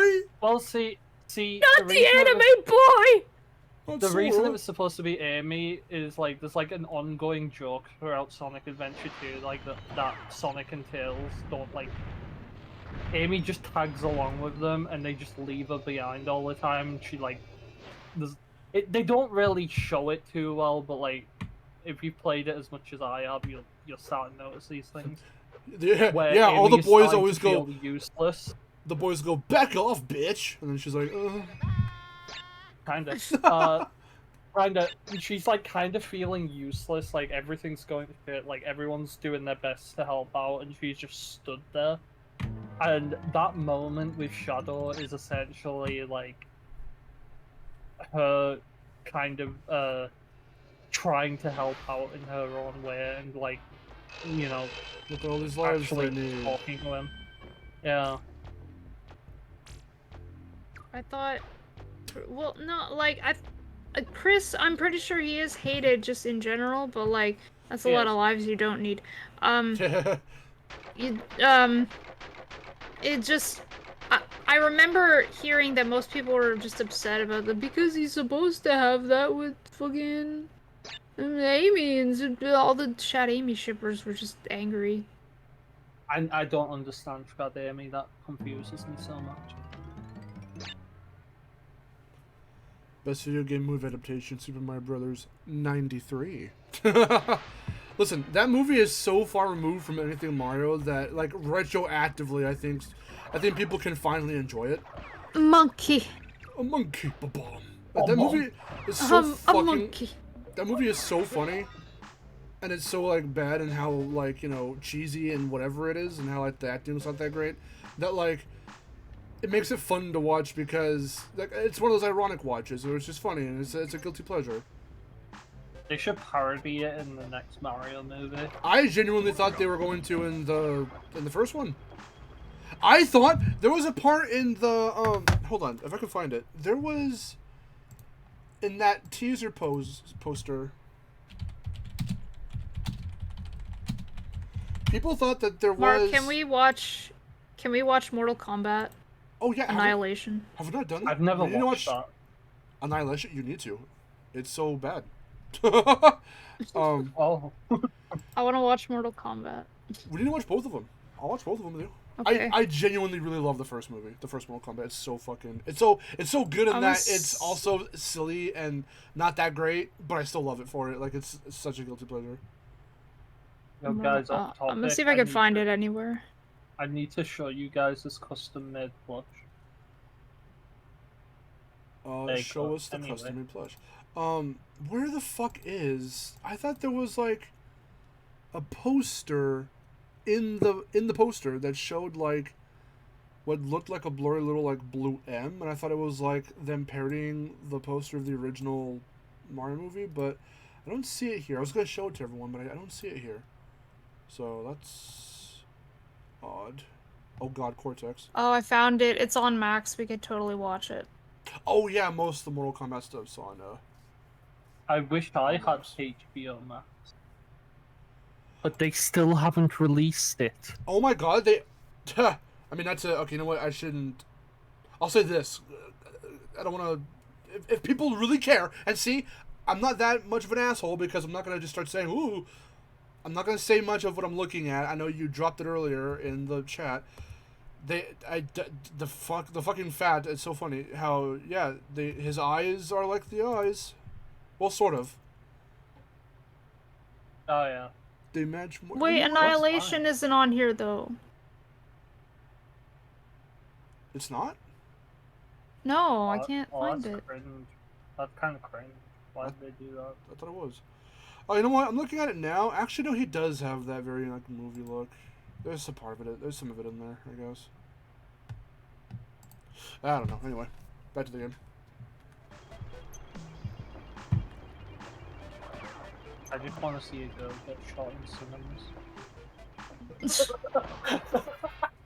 You know what's funny? They announced recently the new voice actor for Maria, and somebody made like a gun joke when she came on stage. What? Which is kind of fucked. Yeah. No, I didn't really There's, like, understand. What happened? They announced a new voice actor for Maria for the Sonic games, and people were joking about. Are they bringing her back? Like guns. Yeah, they're bringing her back for a 3-part anime. Okay. And so then what happened? People were joking about her being shot. Oh, nice. Oh god. Yeah. Sonic fans really want to see that little girl get shot. Crazy. Anyway. Wow, Sonic fans are really cringe. They are! They actually are. I'm not even joking, they are cringe. They are cringe incarnate. You two are cringe. I am cringe. I've always said that. You like Ratchet and Clank, you're cringe. No, actually, that kind of level balances me out to being base. Yeah. Like, I like Ratchet, I like Crash, I like Spyro, so like, you know, But do you like I Jack like Sonic. No, oh wait, yeah. Over the other No, ones. I hate that game. Sorry, you said Jack for a second, I immediately I was said like Jack ready 1. to say no. Yeah. Yeah, no, I like Jack 1. Jack and Dexter. Okay, that Yeah, I means- like good games. that I means like games. The Simpsons Hit and Run for the PS2. Yeah, that's not cringe at all. That's not cringe. I actually added the showrunners today on Twitter, by the way, about that. No, you didn't. I'm sure they will I listen. did. Hang on. I'm gonna get the tweet. I'm gonna get the tweet.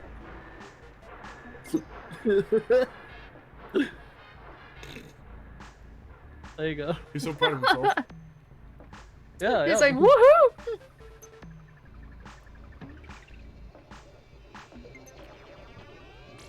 I can't find any place to watch Annihilation. There's gotta be somewhere. Honestly, too bad you will die. He'll die. I want to see when they fight Jade and knock her out like off screen. Yeah. Oh, they fought her off screen? Harrison, what's up? Annihilation's a weird movie. That's what makes it funny. Nothing makes sense in that film.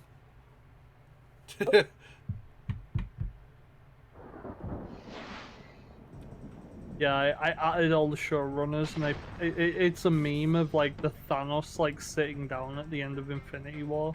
Oh It just says a person who finished Simpsons Hit and Run for the first time, realizing he had the best video game experience. That was definitely you. Yeah. They will either remake that game or block me on Twitter. We'll see which one's first.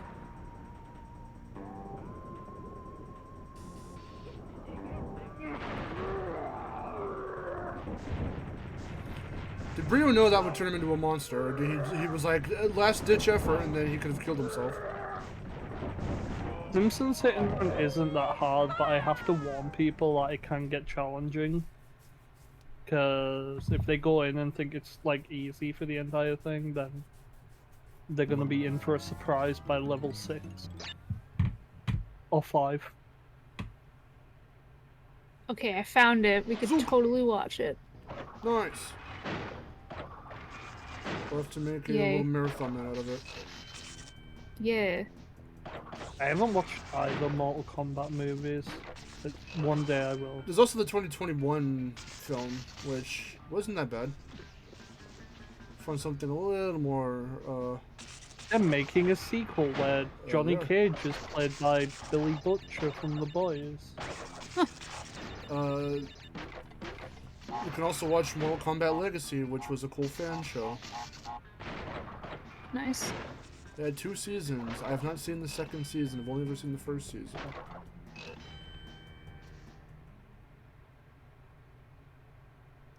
Oh, Oh, same see, Zuki. the Emperor's asshole?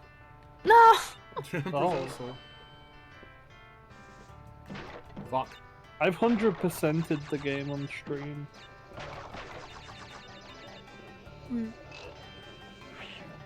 Zook says he managed to beat it without skipping any of the missions.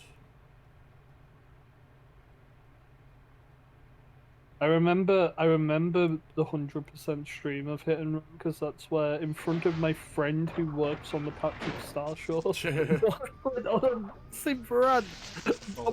SpongeBob. I had an opportunity and I took it. Yeah. Listen, you know how they Yeah, ever this- say, you know how they ever say like, oh, fucking, if you have all these opinions, yeah, you could spout them on the internet, but you wouldn't say it to the face of the people who. Yeah, I fucking would. That's What the only the- way Yeah, they I will know. would. That's the only way you're gonna make them Yeah. fucking know. If you Don't want your test me. Don't test me.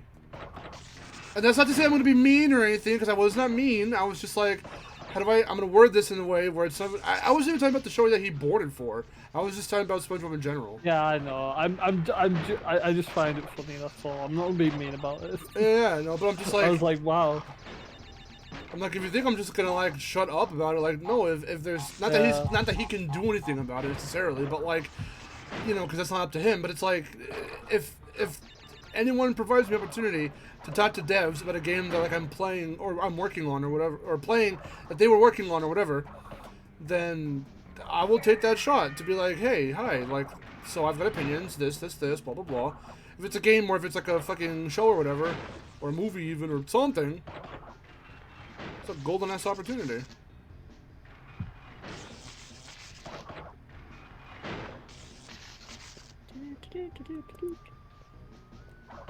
So it's only one if you want to voice your opinion. This would be one way to do it, is if you happen to see someone who is a part of it and you're like, hey, this, and this. These are my opinions. I mean, I've told that dude that I've not really watched Patrick Sanchez. Anyway. Anything that's Someday SpongeBob I will. related that's not SpongeBob, it's just not for me. I'm not the right audience for it. SpongeBob is so far removed from what I remember it to be now that I just don't care. But that 5th fucking movie, like they talked about, oh, the Sandy Cheeks movie is coming out on Netflix. Oh, right? No one saw the leaks, right? And I'm over here like, I'm tugging my collar right now. We're not only getting a 5th SpongeBob movie. Then there's the Plankton movie. There's the Plankton Yeah. movie. Yeah, no, I know. All these things were talked about way ahead of time, and I'm surprised, sort of legitimately surprised that they are in fact coming out. Because I'm like, why? Why are you bothering? Squidward show? Wasn't there a Squidward show announced at one point that just like Maybe. never happened? Maybe I can't fucking remember. That's what I'm saying. Like all the shit that's coming out now, it's so far removed from what I remember SpongeBob to be that I just don't care. I'm not gonna. Maybe I'll see the 5th one, but the first one was such a visceral experience because it was so cool and being there in theaters, and it was my birthday and everything, and it was a lot of fun. And you would, I love this movie. Yeah. I wish I was like that with the Simpsons movie. That's my biggest hot take. I do still really like the Simpsons movie. It's a lot of fun.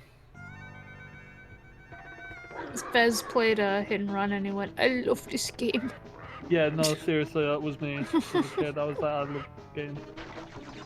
No, I'm really upset I don't like the Simpsons movie because when that was coming out, I was like so hyped for it. It was all I could think about every day.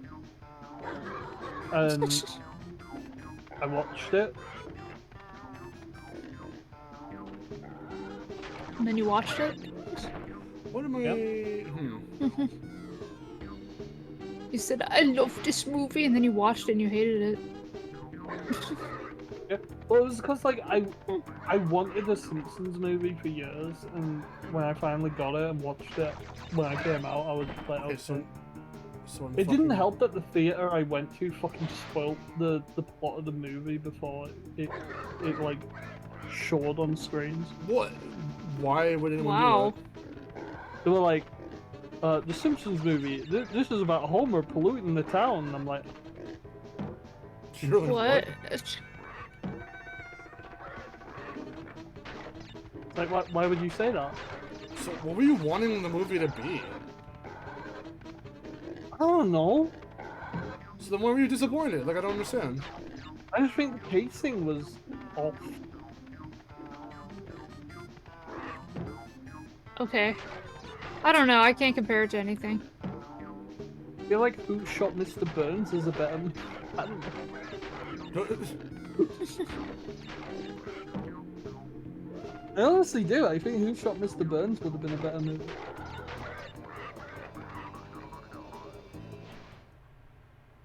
I've watched the Simpsons movie once. That's unfortunate. I still think it's a lot of fun. I hope whenever they get around to doing the sequel, because they keep talking about them doing it, and Disney's greenlit one. Well, or they greenlit one before the pandemic was happening. And I don't know what's happening now, but I hope it would be good. Oops. I didn't mean to go back into the level. Oh yeah, new Simpsons seasons I'm not a fan of. Like, they're not. What else is new? They're better than like season 13 to 32. The fact that we even have to say 30 anything is so fucking like, what? Man, Yeah. season 32! My favorite of the Oh, seasons. I think they're about to start season 36. Hey, how about you like let the show die already? Because I It guarantee you, will only get rebooted. I guarantee you, nothing they could do to end this like initial Simpsons run is gonna leave any sort of impact. if they don't do it now. There is like no way you can tell me that they're going to do like I a think banger of a it's too late. series finale to be like the They've already Simpsons. done. It's like Fuck. 40-year run comes to an end. Fuck. What's gonna happen in this episode? They're not gonna. There's nothing. They've already done the series They finale. did it 3 times over. Yeah, no, but they've actually done the actual series finale Yeah, that's cool. in season 24, which was the closest the show ever got cancelled. And that's the thing too. Like, it's gonna get canceled. It's never gonna. It's never gonna end. It's gonna get canceled, and that's where it's like, then why not just do it now? Like, stop. I just don't think like, it's stop. gonna die because I don't think it's gonna die because like I even look at Futurama, that's back now. It's just not gonna die. It's like if it dies, it's gonna get rebooted. Here's the thing though, wasn't which- Futurama like an actual like plot-driven show though, with some episodic things to it, or was it mainly episodic? A bit of both. And that's where I think it's more compelling, and why people probably felt like maybe it, like, was that something like it got canceled and it wasn't done, and maybe there was like a storyline thing that never got resolved. It had 4 seasons. It was done at season 4. It ended pretty nicely. They brought it back for 4 movies. It was cancelled again. Comedy Central got the rights. They did 2 seasons. It was shite. And they had a really good ending for Comedy Central. Again. And then Disney's brought it back. And it's about to air its 2nd season under Disney. That's weird. Now, is it for the sake This of is what I continuing mean, stuff, like- or is it for the sake of just continuing it? Just continuing it. Futurama has had multiple endings that were really good. But they just keep bringing it back, and this is what I mean. Like, this is going to happen to The Simpsons. It's just going to keep coming back. Also, what did I think of the Simpsons and Family Guy crossover? Fucking terrible. Funny. I like the part when they fight and they don't stop fighting. The reason I find it terrible. How did I is not because get the Simpsons? Right. I didn't get the gem. Damn. How did I not get the gem? I did fucking like the secret little bit and everything. How did I not get the gem? Anyway, go ahead. The reason I find it terrible is one, Matt Groening doesn't like crossovers, but he allowed the Simpsons and Family Guy crossover to happen. 2, the Simpsons writers didn't even they hate the Family Guy people so much they didn't even bother to be part of the crossover. They refused. So, if you're wondering why the Simpsons guy feels very heavily leaning on the Family Guy side, you know why. And I don't know, I don't feel comfortable when there's a more Sizzler prank call and it ends with a rape joke. Like, what? Edgy humor is because Family Guy's humor is clashing with The Simpsons humor. So you get an iconic It gag, doesn't work. and it's punctuated by shock humor. Because that's Family Guy, get Yeah. it? Yeah. This is the so, cross. This is what you I'm wanted. not- I don't think anyone wanted it. I'm not a huge Family Guy fan. Like, I think the Simpsons and Futurama crossover was better.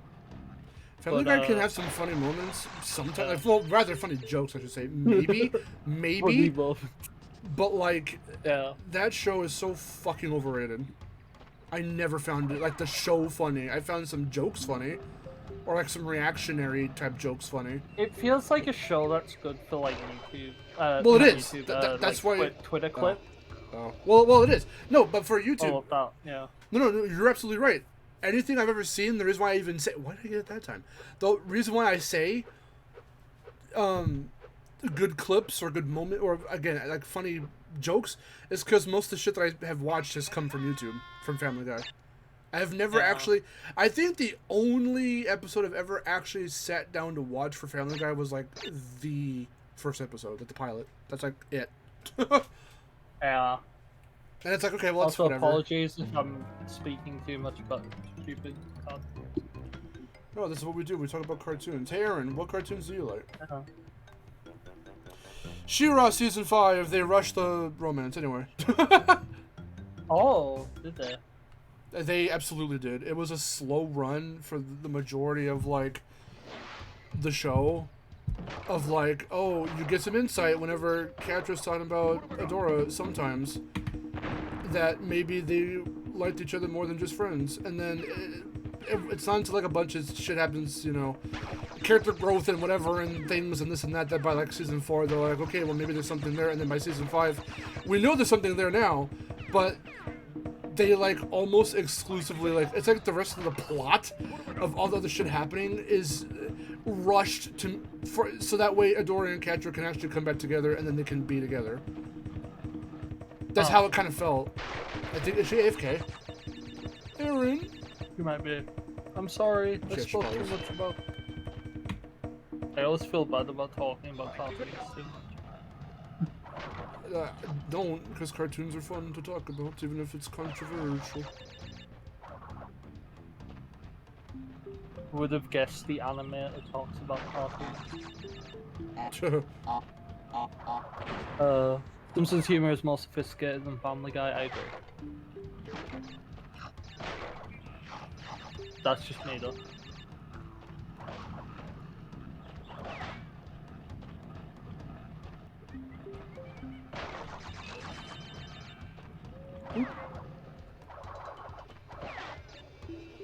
Did I get it?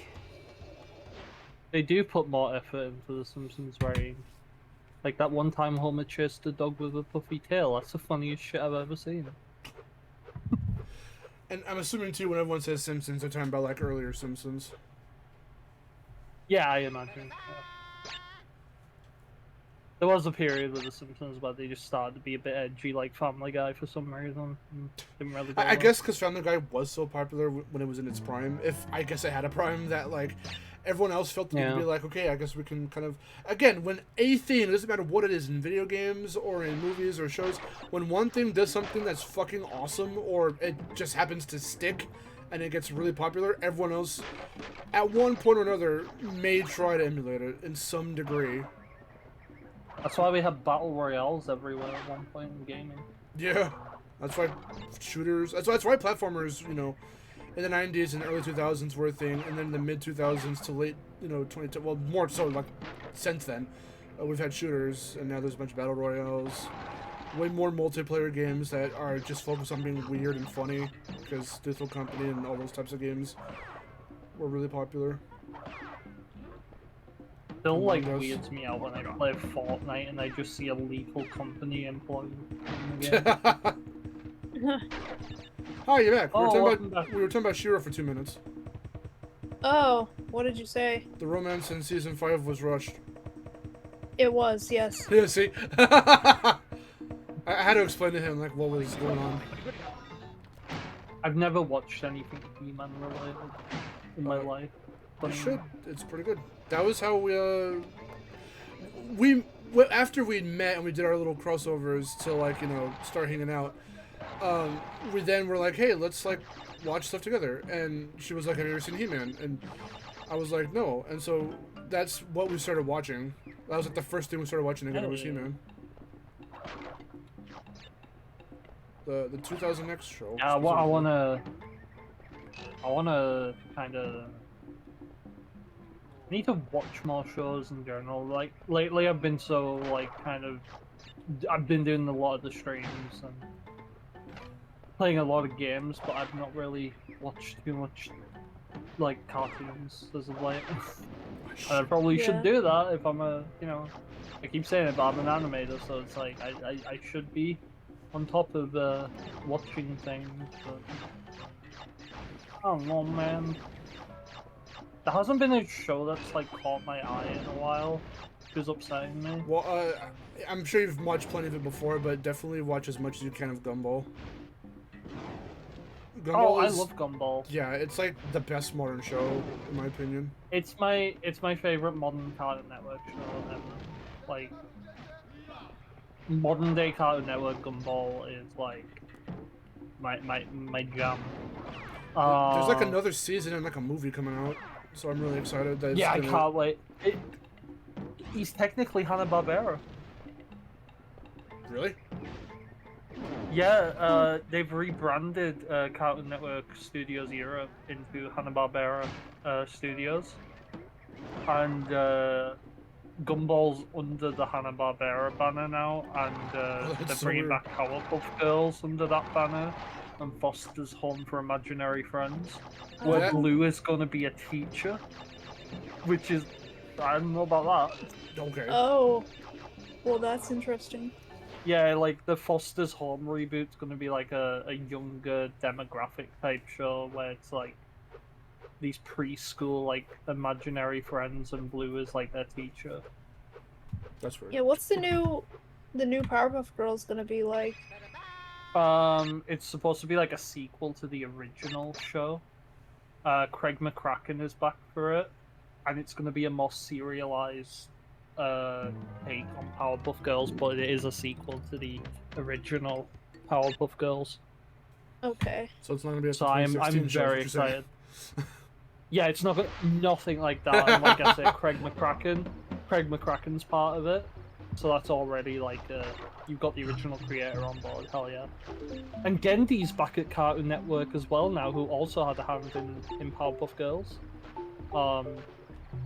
And obviously he was also like Dexter's Lab Samurai Jack, so he's back at Cartoon Network as well. Oh, I'm really excited for there's a show called Jellystone, and for their series finale, it's gonna be like the Hanna-Barbera characters fighting Cartoon Network characters, Oh. what the fuck? and they're bringing back like Cow and Chicken in it, Dexter's Lab, Billy and Mandy, Powerpuff Girls. Like they're gonna have a bunch of Cartoon Network characters that were from like the start of CN all the way up to 2008. Jellystone, that's the Yogi Bear show, isn't it? That like, weird one. Yeah. I always looked at that and I was like, I don't get the humor. Like, it's too like Wabbit for me, or like the Looney Tunes show, or whatever it's called now. It's Yeah, I didn't get it either. Nah, I really enjoyed it. It's made by the dude that made Chowder, as well as Harvey Beat. Because that might be a little controversial, but that iteration of Looney Tunes I couldn't really get. Oh no, I don't like Wabbit. I don't like Wabbit, and the new Looney Tunes show, I didn't like that. Looney Tunes cartoons is really good though. Oh well, obviously the one that's now, yeah, that one's pretty good. Yeah. I was so Which bitchin'. the movie for that, the Day the Earth Blew Up, is getting really good reviews. When's it coming out, or is it out now, or what's happening with that? Let me have a look. I think there was dates that came out for that. What am I missing? Can I do this one yet? Do I do a gym? I think I do. Wait, no I don't. Wait, do I? I don't remember.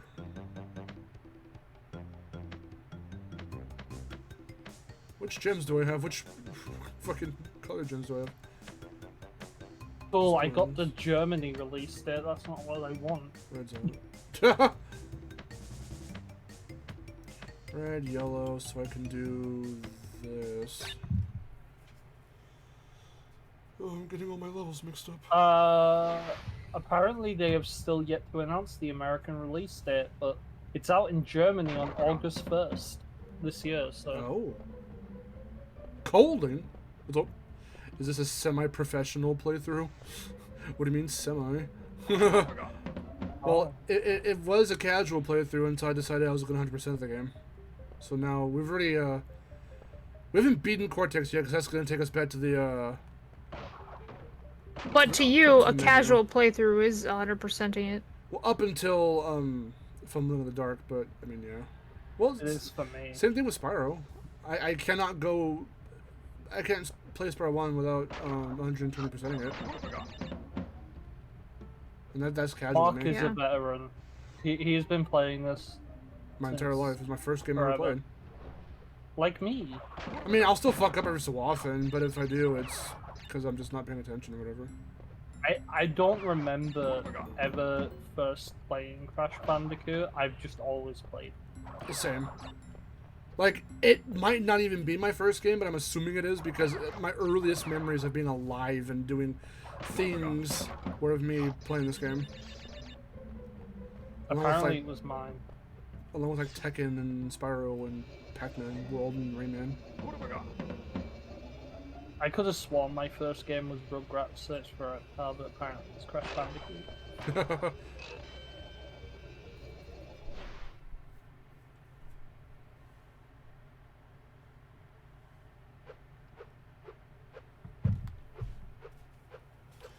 Green, blue, red, yellow. There's the purple gem.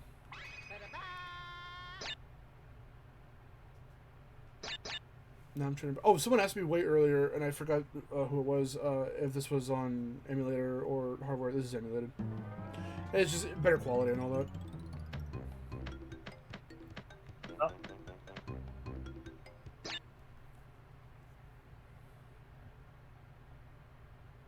My first game was either Spyro 1 or Bugs Bunny Lost in Time. Nice. Lost in Time, yo, it's a peak game.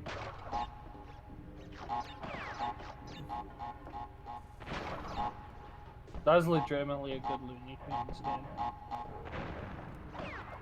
I Then think again, all the that's... PS1 Looney Tunes. Done. Oh, I was gonna say, I think that's the game I played the demo of. I had a demo of one of the Bugs Bunny games. 'Cause I think it was the Was same... it single player? It was. It was like a platformer. Okay. Okay. I think it was that one. Yeah, because the other one's like a co-op platformer with paths. But yeah, all the Looney Tunes PS1 games are like great.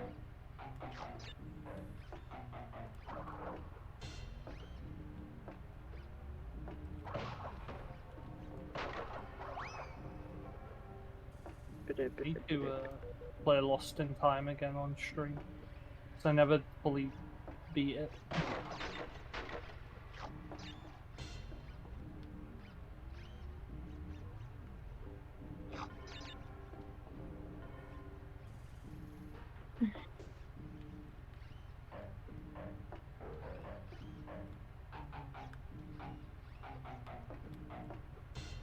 Can we go back to the era where everyone was making a Crash Bandicoot clone for licensed games? That'd be pretty sick. Hey, look, it's the thing that I said. One thing becomes popular and everyone else wants to copy it. Yeah. So many people like tried to emulate Crash Bandicoot back in the PS1. Let's play that M&M game that is just unapologetically a Crash game. What about the Donald Duck game? Yeah, that's going Quackers, right? Yeah.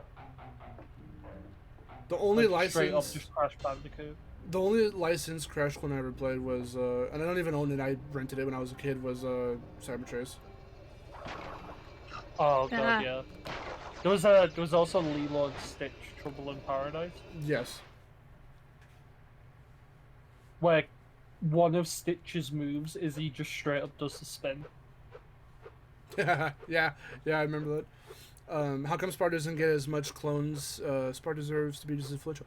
Well, now he is. A lot of people who wish for, like, the simpler Spyro gameplay. There's Glide the Dragon, there's Zero, there's a bunch of different, like, indie games. Yeah. Unfortunately, and Miharu's going to hate seeing this because she knows that that's just how it is. That's how people treat it. The general public doesn't believe Spyro is as influential as Crash is, even though it absolutely is. Yeah.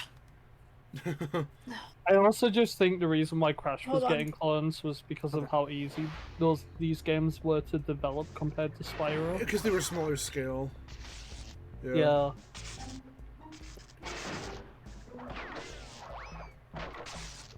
If anyone's wondering why I usually tend to spin Akko away and I don't become invincible, it's because, ironically, for me, the invincibility fucks me up sometimes. I don't really need it.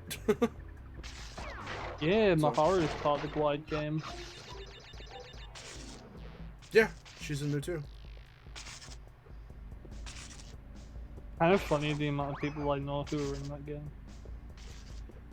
Every time I see indie projects who need voice actors, I always try to DM her and be like, hey, maybe you should apply for this. You should send in something.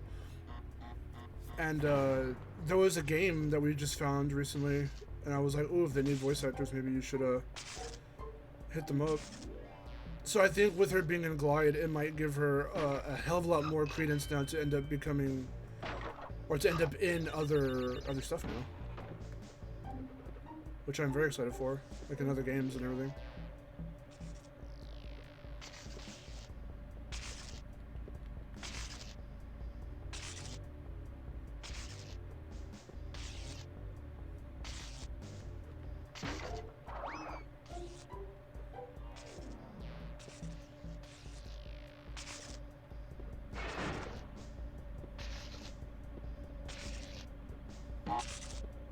This is off topic. Apparently a PS5 dev kit in disguise was just sold for 6,000 euros. I saw that. It's just weird. Yeah. Disguised as a PS5 development pizza kit. That's a really unique way of going around that. Here's my Xbox dev kit. It's a fridge. Can we have a console dev kit like Iceberg video? That'd be awesome. The fuck, maybe I should do that. Yeah. Because dev kit versions of consoles look so fucking weird. They do. Remember when people saw the PS5 dev kit and thought it was actually gonna look like that? Yeah. Yeah. Like, it's not gonna look like that, guys. Come on. It should look like a VCR. Yeah. And now it just looks like a Wi-Fi router. Yeah. The GameCube dev kit was still in a cube shape, but it was like all metallic and weird looking. It looked like a fucking bomb. The GameCube's like design is still one of my favorite designs for a console ever. Which one? GameCube? The GameCube, just in general. It was a nifty, cool little like gimmick of being like, look at our console, it's a cube. They The had fun with console it. looked cool. The home screen when like you turned it on without the skin was sick. Yeah, I love it. It's so like serene. Yeah. It's just a shame with the discs not holding much space. Yeah. That some games just kind of like, especially the multiplats, kind of suffered for it. Yeah.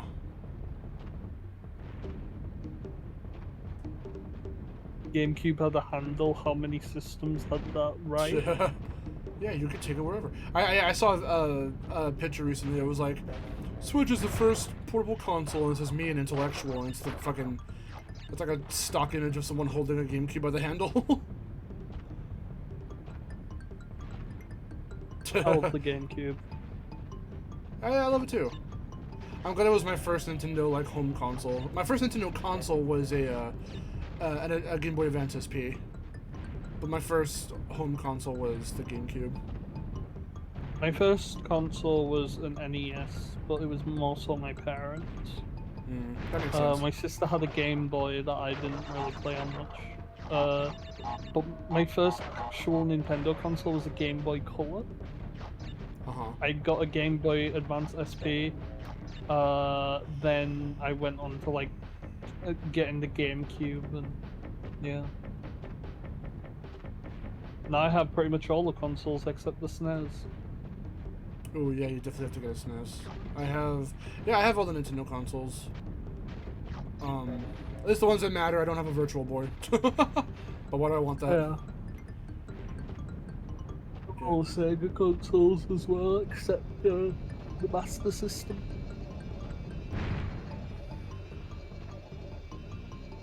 I don't need the Master System. I don't have a Saturn or anything. We have a Genesis and a Dreamcast. I think that's enough for us. Yeah. Don't really need the Saturn. Oh, Race is, oh hey, you're that Crash YouTuber, right? What's You up? are indeed. What's going on? I am Dude. that Crash YouTuber. The 2D avatars are greatly animated. Great job was done there. Oh, thank you. Yeah, that was Fez. Fez did all three that you Yeah, said it on was screen me. right now. Yep.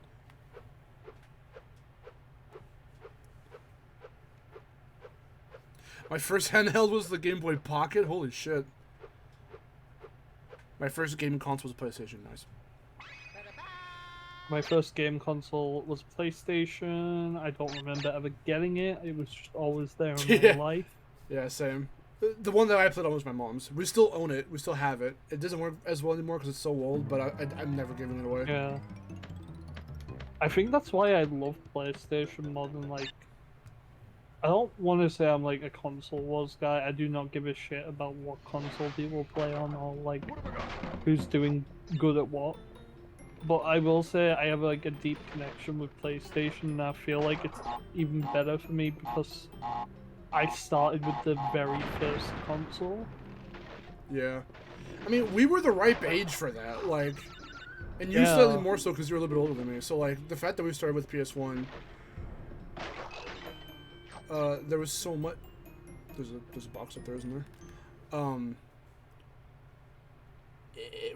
Because I know that the PS1 debuted, like, in 94, I think, in Japan, or 95 or something. I believe it was 94. But, yeah. I think we got it in the US in 95, and then it wasn't until, like, Crash and everything, like, really, like, popularized the console in 96. So, like, me being born in 95, and Fez being born right at the tail end of 94, like, we were at the prime age that, like, when we were cognizant enough to actually start, like, playing video games, that we pretty much started with that.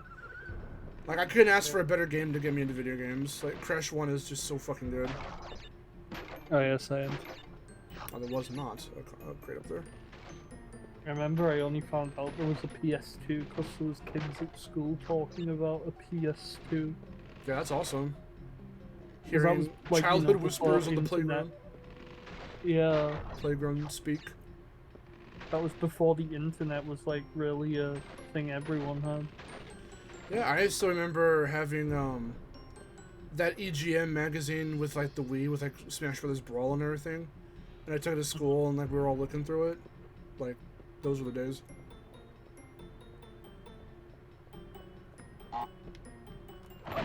Fuck it. Why did it take both my Akus? Okay, that was kind of cringe.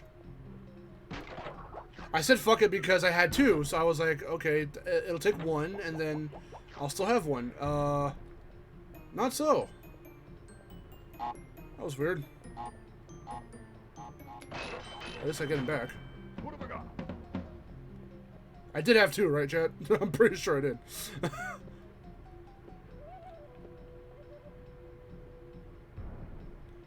PlayStation Magazine. Yeah, I had that too. Because I got some demos out of that. Some demo discs out of the PlayStation Magazine. I think at least one or two of them. Oh, yeah, same. I think that's the Did one that you had ever the get Bugs them Bunny from demo. McDonald's? McDonald's, no. I know of them now. McDonald's in the UK did, like, demo discs. I think we had our McDonald's. I think our McDonald's did do those, but I was too young to remember if that was actually ever a thing. And I think one of those was the reason I played Ape-Escape. If America's McDonald's did have that promotion, mine for some reason just didn't have them. It must have been one of those two. Either we didn't have them at all, or if we did, then like mine didn't have them or something. But no, I don't remember ever having that as a kid. I remember being so depressed when I got, like, there was a demo disc for the PS3 in one of the PlayStation magazines that I got in 2011. I was like, I wonder how they do demos now. I went on it and it was just like, oh, you download them all from... It's just a link that sends you to the PlayStation Store. I was like, oh... Yeah, it does suck. Well, I do strive to become, like, an indie developer at some point, and if that's ever the case, then, like, I want to do the old school, like, oh, if we have, like, friends, if we ever end up meeting friends that are working on their own games, like, we put, like, a little secret demo on our menu or something to their thing, or, like, send out as, like, I don't know, I'm just thinking far ahead. Like, if we ever do Kickstarter shit or anything like that, then we could do, like, a fucking, like, here's, like, a little demo disc as a prize, or whatever. You can play the latest build, or whatever. Like, stuff like that, because that shit, like, deserves to stay around. It was just so much simpler. Yeah. Dude, we should, like, one time just, like, get a bunch of, like, old PlayStation demo discs can like find a place that has them for download, just do a stream where like you just go Oh. through all these old demo discs. I do want to do that. I know Vim's Lair has it. Teal's done that before. Teal Game Master did that. But with American demo discs, a lot of people probably don't remember how like PS Underground used to look and all that. But PS Underground is like, I mean, if you guys have seen, you know, if you guys pay attention, I included PlayStation Underground footage in my screens, my current like, you know, standby and hello and goodbye screens. I've got a bunch of different like games and nostalgic shit in there, all PS1 and 2 related, and yeah, I included some Underground footage because I remember Underground was so influential for me. PS Underground. I was actually gonna say too how you say that demos have evolved from being on disc to just having like a little link to the store to like buy them. PS Underground as a brand for PlayStation is still around, but it's more like, oh, hey guys, we're showcasing video games. It's not really associated with demo stuff anymore. Yeah, or like talking to the developers. They do kind of still do that, but it's more streamlined. It's more modern. It's not the way it used to be. Which at least the brand's still around, and at least they still kind of do what they did before. But with it being so modern, it's just weird now. But in hindsight, I mean, that was how we got some of our first looks at certain levels and certain things for like Insane and Reignited back in the day. Like when they first, the also very where you found out the cheat code for Pinta Penguin in CTR. Yeah. Oh shit! God damn it. Literal few jumps away. The first time we ever saw Spyro 2 footage in Reignited was through PS Underground because they talked about they showcased Idle Springs. I still have that video. I saved a lot of that stuff for like archival purposes and also for like if I needed to show anything off for like a video at the time or anything like that. Yeah. Man, I really want to do this stream at one point. Just the demo disc stuff. Like it just sounds like it'd be fun. That's gonna be so nostalgic for me.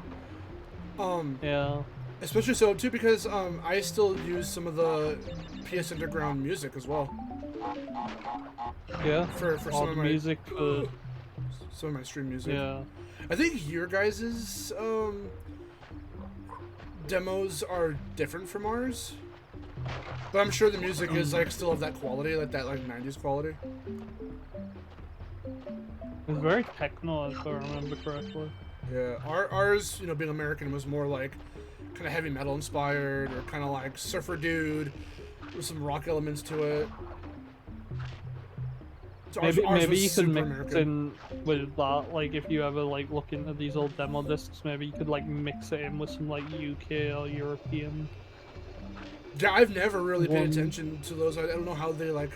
The only you know source, of course, that I've seen some of those demos was in Caddy's video, but yeah, I'm not very familiar with the UK demo discs. This stream turned into a nostalgia train, right? Yeah, man. It's better than it was earlier when we were talking about Sonic. Yeah. And Simpsons and how it's not good anymore. Yeah. This is what it's like when I'm not talking about animation.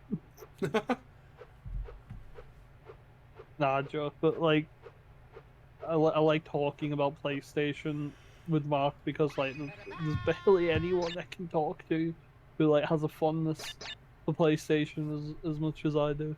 Yeah. Yeah, I fucking like live and breathe PS1, and I'm trying to find classics that I've never played before. Like, I want to get into Tomb Raider. I want to get into like Metal Gear Solid. Vic wanted to. Yes. Vic wanted to play FF7, and we did buy it for him. It's a fucking 3-disc ass set, so eventually we're gonna try the original FF7.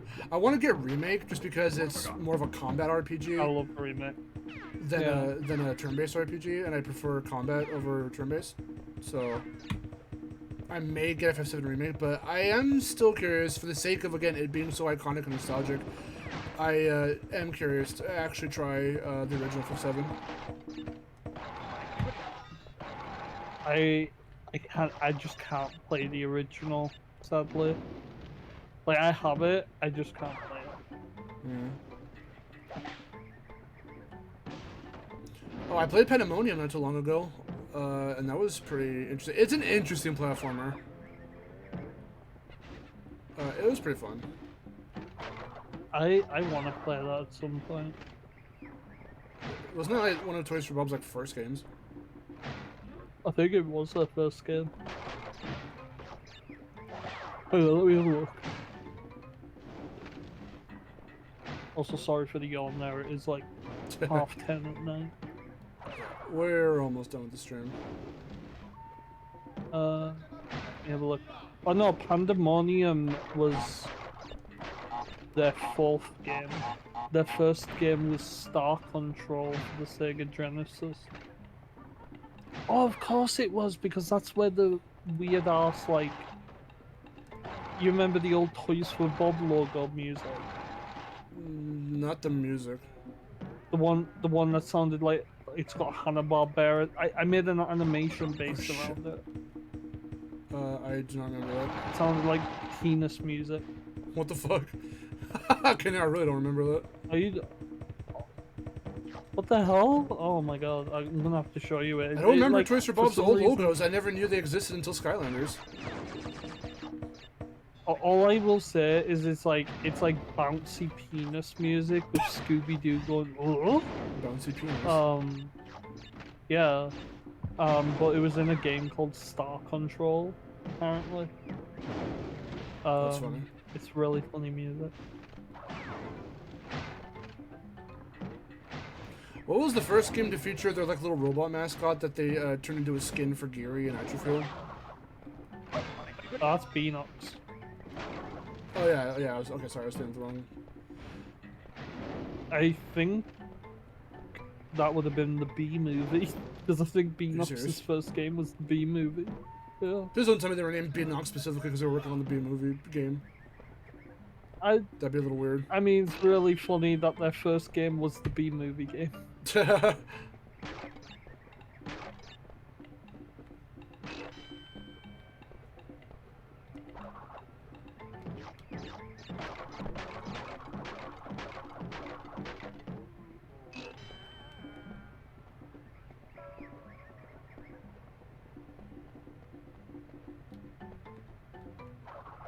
Oh.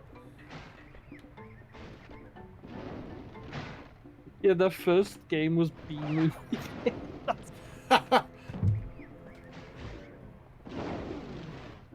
Oh god, I forgot they made the Amazing Spider-Man 2. Jesus Christ.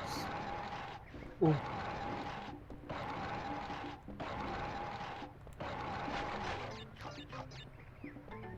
Dev names really do be chosen like that, yeah.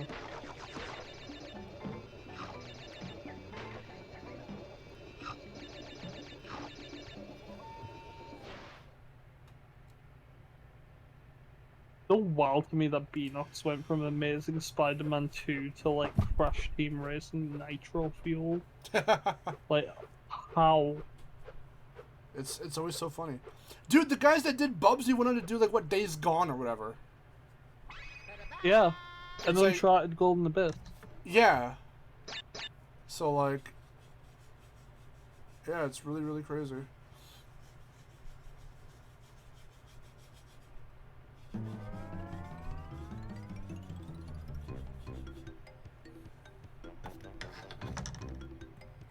Did Toys for Bob did the Madagascar games? Yeah, they did. Yeah. That had Metal Gear Penguin. I loved that Madagascar game. It was for one level, but Metal Gear Penguin was sick.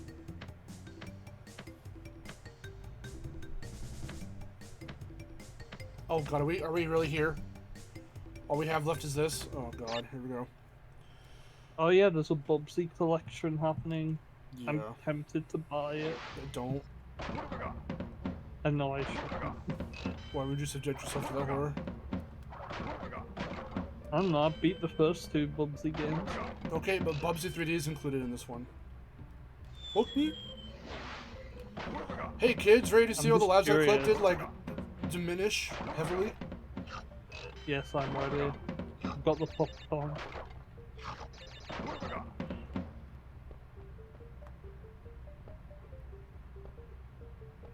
Oop, I hate this level so much. Ew, ew, ew. Oh, I did not mean to click that. It's a good motivator.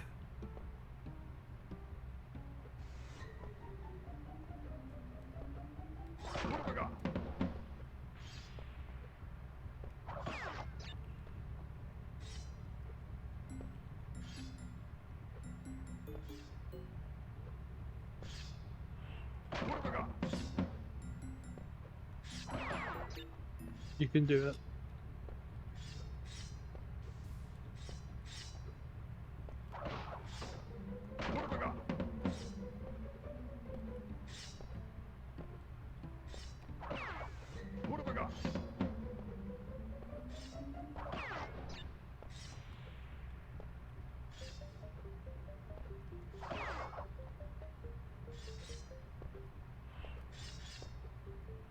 Okay, I'm back. Oh my god. Oh, welcome back. Jesus. Why are you sus, Aaron? That scared me. What? Son of a bitch. I said, why are you sus? Wait, what? Wait, I'm confused. Why do I still have an Aku? What is happening? Alright, don't question it. Just Sorry, keep my going. dog just... My dog made me knock. Okay, what's going on? Nothing. That was the sus thing from Among Us. So I was like, why are you sus, Aaron? And I was being funny. Oh. Oh my god! I don't know how that happened, but let's go! Did we get the gem? I'm sure we did. Okay, oh my god! Let's go! What happened there? I hit an enemy and I got my Aku taken, but I think it spun into a crate and I picked another Aku up, so I didn't die. We did it! We got 100%, let's go! Where's the actual thing we have to play whenever this happens? Fucking... Ooh. Let's go. And my favorite, where is it? Doopy doopy. Fuck you. Where is it? I don't know. Yes, Scooby Dooby did. Wait, will this take me? Where will this take me? After the There you go. After the ending plays, does it take me back to the map or does it take me to the main Yeah, menu? it does. It should take you back to the map. Can we confirm that? I want to show both endings, but I don't want to get sent back to the menu because I did not save Why this don't entire you time. save state? You are on an emulator. Why do you That's not true. save state? Because I don't believe in save stating. But but yeah, what? you're an emulator. What? Yeah, I know. Do it just to be safe. No, I'm looking it up. Oh. I don't think it's gonna show me. Ah, fuck it. Save state. I don't remember how to save state on this. Fuck Crash Bandicoot, fucking orange motherfucker. Oh my god. That's wise, yo. It's not actually, but I always tease that it sounds like him. Why do I have this on my soundboard? Okay. You should always have that on your soundboard. Leon. After that, we should re-edit that. So after she says Leon, she just it turns into Sandy Cheeks, and she goes, "Yeehaw." Ah, you want to see my fucking movie? There she is in her beta colors. And now it's her regular color. Why did they never fix that? That's the only time you're ever going to see Tana in her beta design in the final. When he's final gonna game. like give us the lore reason behind why Tana changed her claws at the ending of this cutscene specifically. Wait, what happened? When is Toys for Bob gonna answer our question of why Tawna changes her claws in this cutscene specifically? Oh. Yeah. Oh, yeah, Toys for Bob would know. Yeah, you're right. Yeah, they know everything. Toys for Bob. Why did we see Tawna as Beta? Toys for Bob, why did ooh? Oh my god, you just reminded me. So I did showed what? I showed this to Vic recently, and he fucking laughed, and I thought it was the funniest shit. So I had never seen, prior to the video that I'm working on, I accidentally spoiled it at the very beginning of the stream. But anyway, I had to go and look at the Nitro Kart cutscenes again. I have never seen, up until having to look at everything for this video, I had never seen the Team Cortex ending to CNK. Cortex does this laugh, and it's the weirdest fucking laugh I've ever heard Clancy Brown do as Cortex. I've got to hear it again because I've seen that ending. It sounds so fucking weird, and it made me laugh so hard. I was like, why? Why did he laugh like that? Remember? Yeah, I'll show you after the stream. Did you see the intro cutscene where Cortex goes, "Ooh"? Oh yeah, he goes, "Ooh." Yep, that was pretty funny. Yeah, he does the "ooh" noise. Crash Bandicoot ... Okay, let me see. I have it up right here. I can play it. Okay, play it. Or wait, is this actually? Oh, this is the fucking. Hold up, that's the one without audio. I gotta look it up on YouTube. Hold on. Boom, boom, boom, boom, boom, boom, boom, boom, boom, boom, boom, boom, boom, boom, boom, boom, boom. CNK team.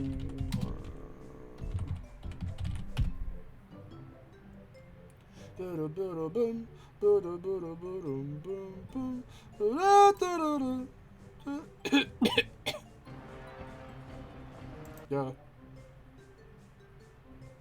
Alright, can you guys hear my screen share? No. Damn. No. This is gonna be a little weird then. You know, I'll just send you the video then. Every time I hear the Great Hall, I am reminded of an animation I never finished, where Crash breaks into Cortex's lab and just beats the shit out of him, sets the place on fire, and flies off.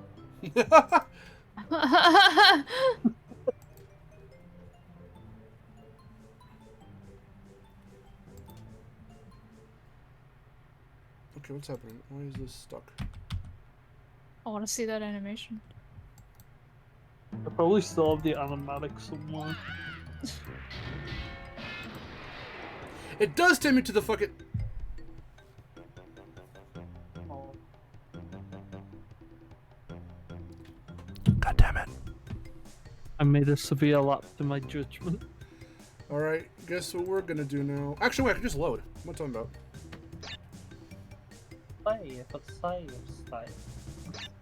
We have 100% again, yeah! Let's fight Cortex. Okay, before we do that though, I need y'all to hear this.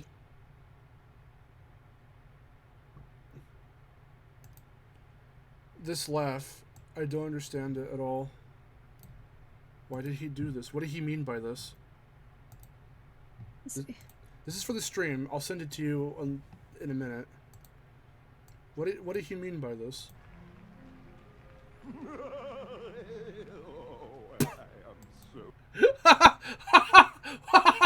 Why did he do that? Why is that the laugh?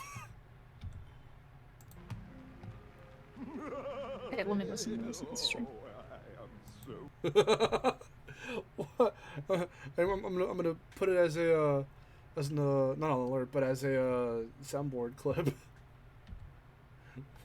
What is that laugh? Oh yeah, the one where he goes like, wait. Here you go. I found my animatic that I never finished. So good. Who knew it would be this easy? Yeah. Is that fucking blackface? Anyway. The way I was running. Jesus Christ. I love that laugh so think- much. I think I made that animatic when I was waiting for Craft 4 to come out. I was so excited for it. I just made like this really shitty animatic in 20 minutes. That's 20 seconds long.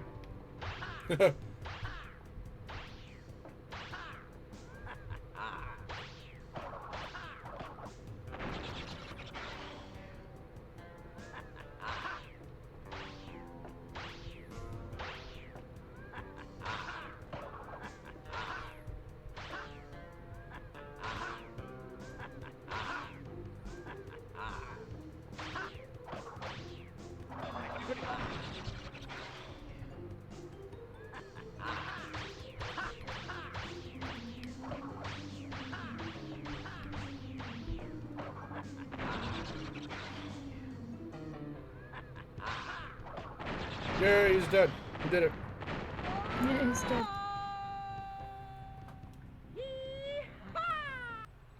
If only this game was rated T, we could have Cortex saying damn. Oh, wait. Cortex never said damn. That's the thing. Like, that was one of the things that the ESRB said for Crash 4, that, like, Tonus is hell, Dingo says bastards, and Cortex says damn, and he never did. Practice fuck. Crash does say fuck, you're right. I don't get it. We did it. For real this time. Morgan! We always love Morgan. Oh. Yep. You have to give love Morgan. Arf, arf, arf. to Morgan.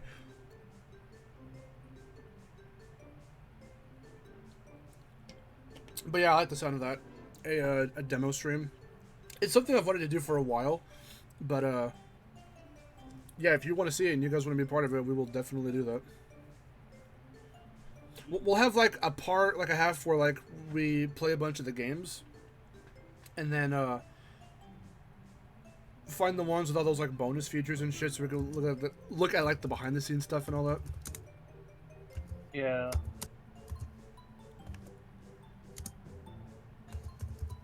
Wait, you guys couldn't hear it? That was weird. What? Why could you guys not hear it? I could hear it. From the stream? That was odd. Yeah. Yeah, Zark and Cyber said they couldn't hear it. That was weird.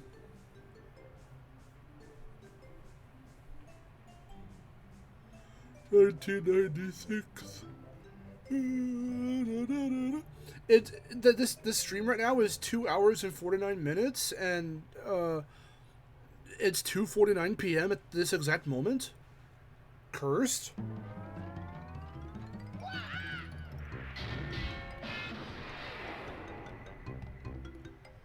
Well, Famarinos, we've done it.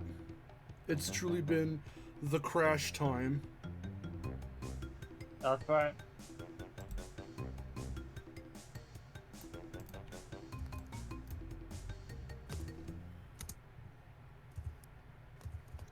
Earlier, afterwards. Oh, I see. But Dr. Cortex, we have not determined the cause of past failures. Moron! I need to put my little PNG tuber in here.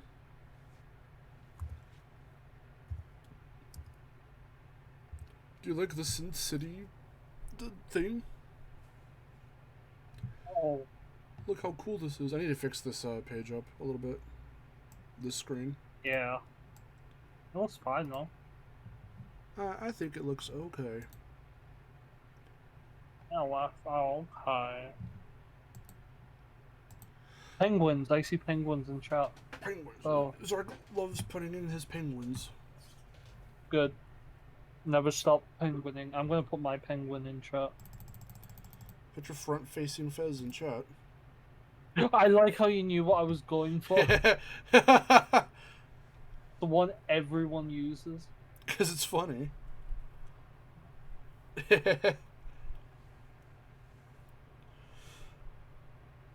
Zook. Alright, man. Yep, we're gonna end off right now, so thanks for stopping by. Zark's posting all the funnies. See ya, Cyber. Alright, dudes. I think we're going to call it there. We 100% of the game. We saw both endings. We had a lot of fun. Had a lot of silly, maybe controversial conversations, as per the usual. Raven, you came at maybe not the best time because we're about to end the stream off, but you can watch the VOD back up on YouTube tomorrow. But hi, welcome to the end of the stream. Welcome to the end.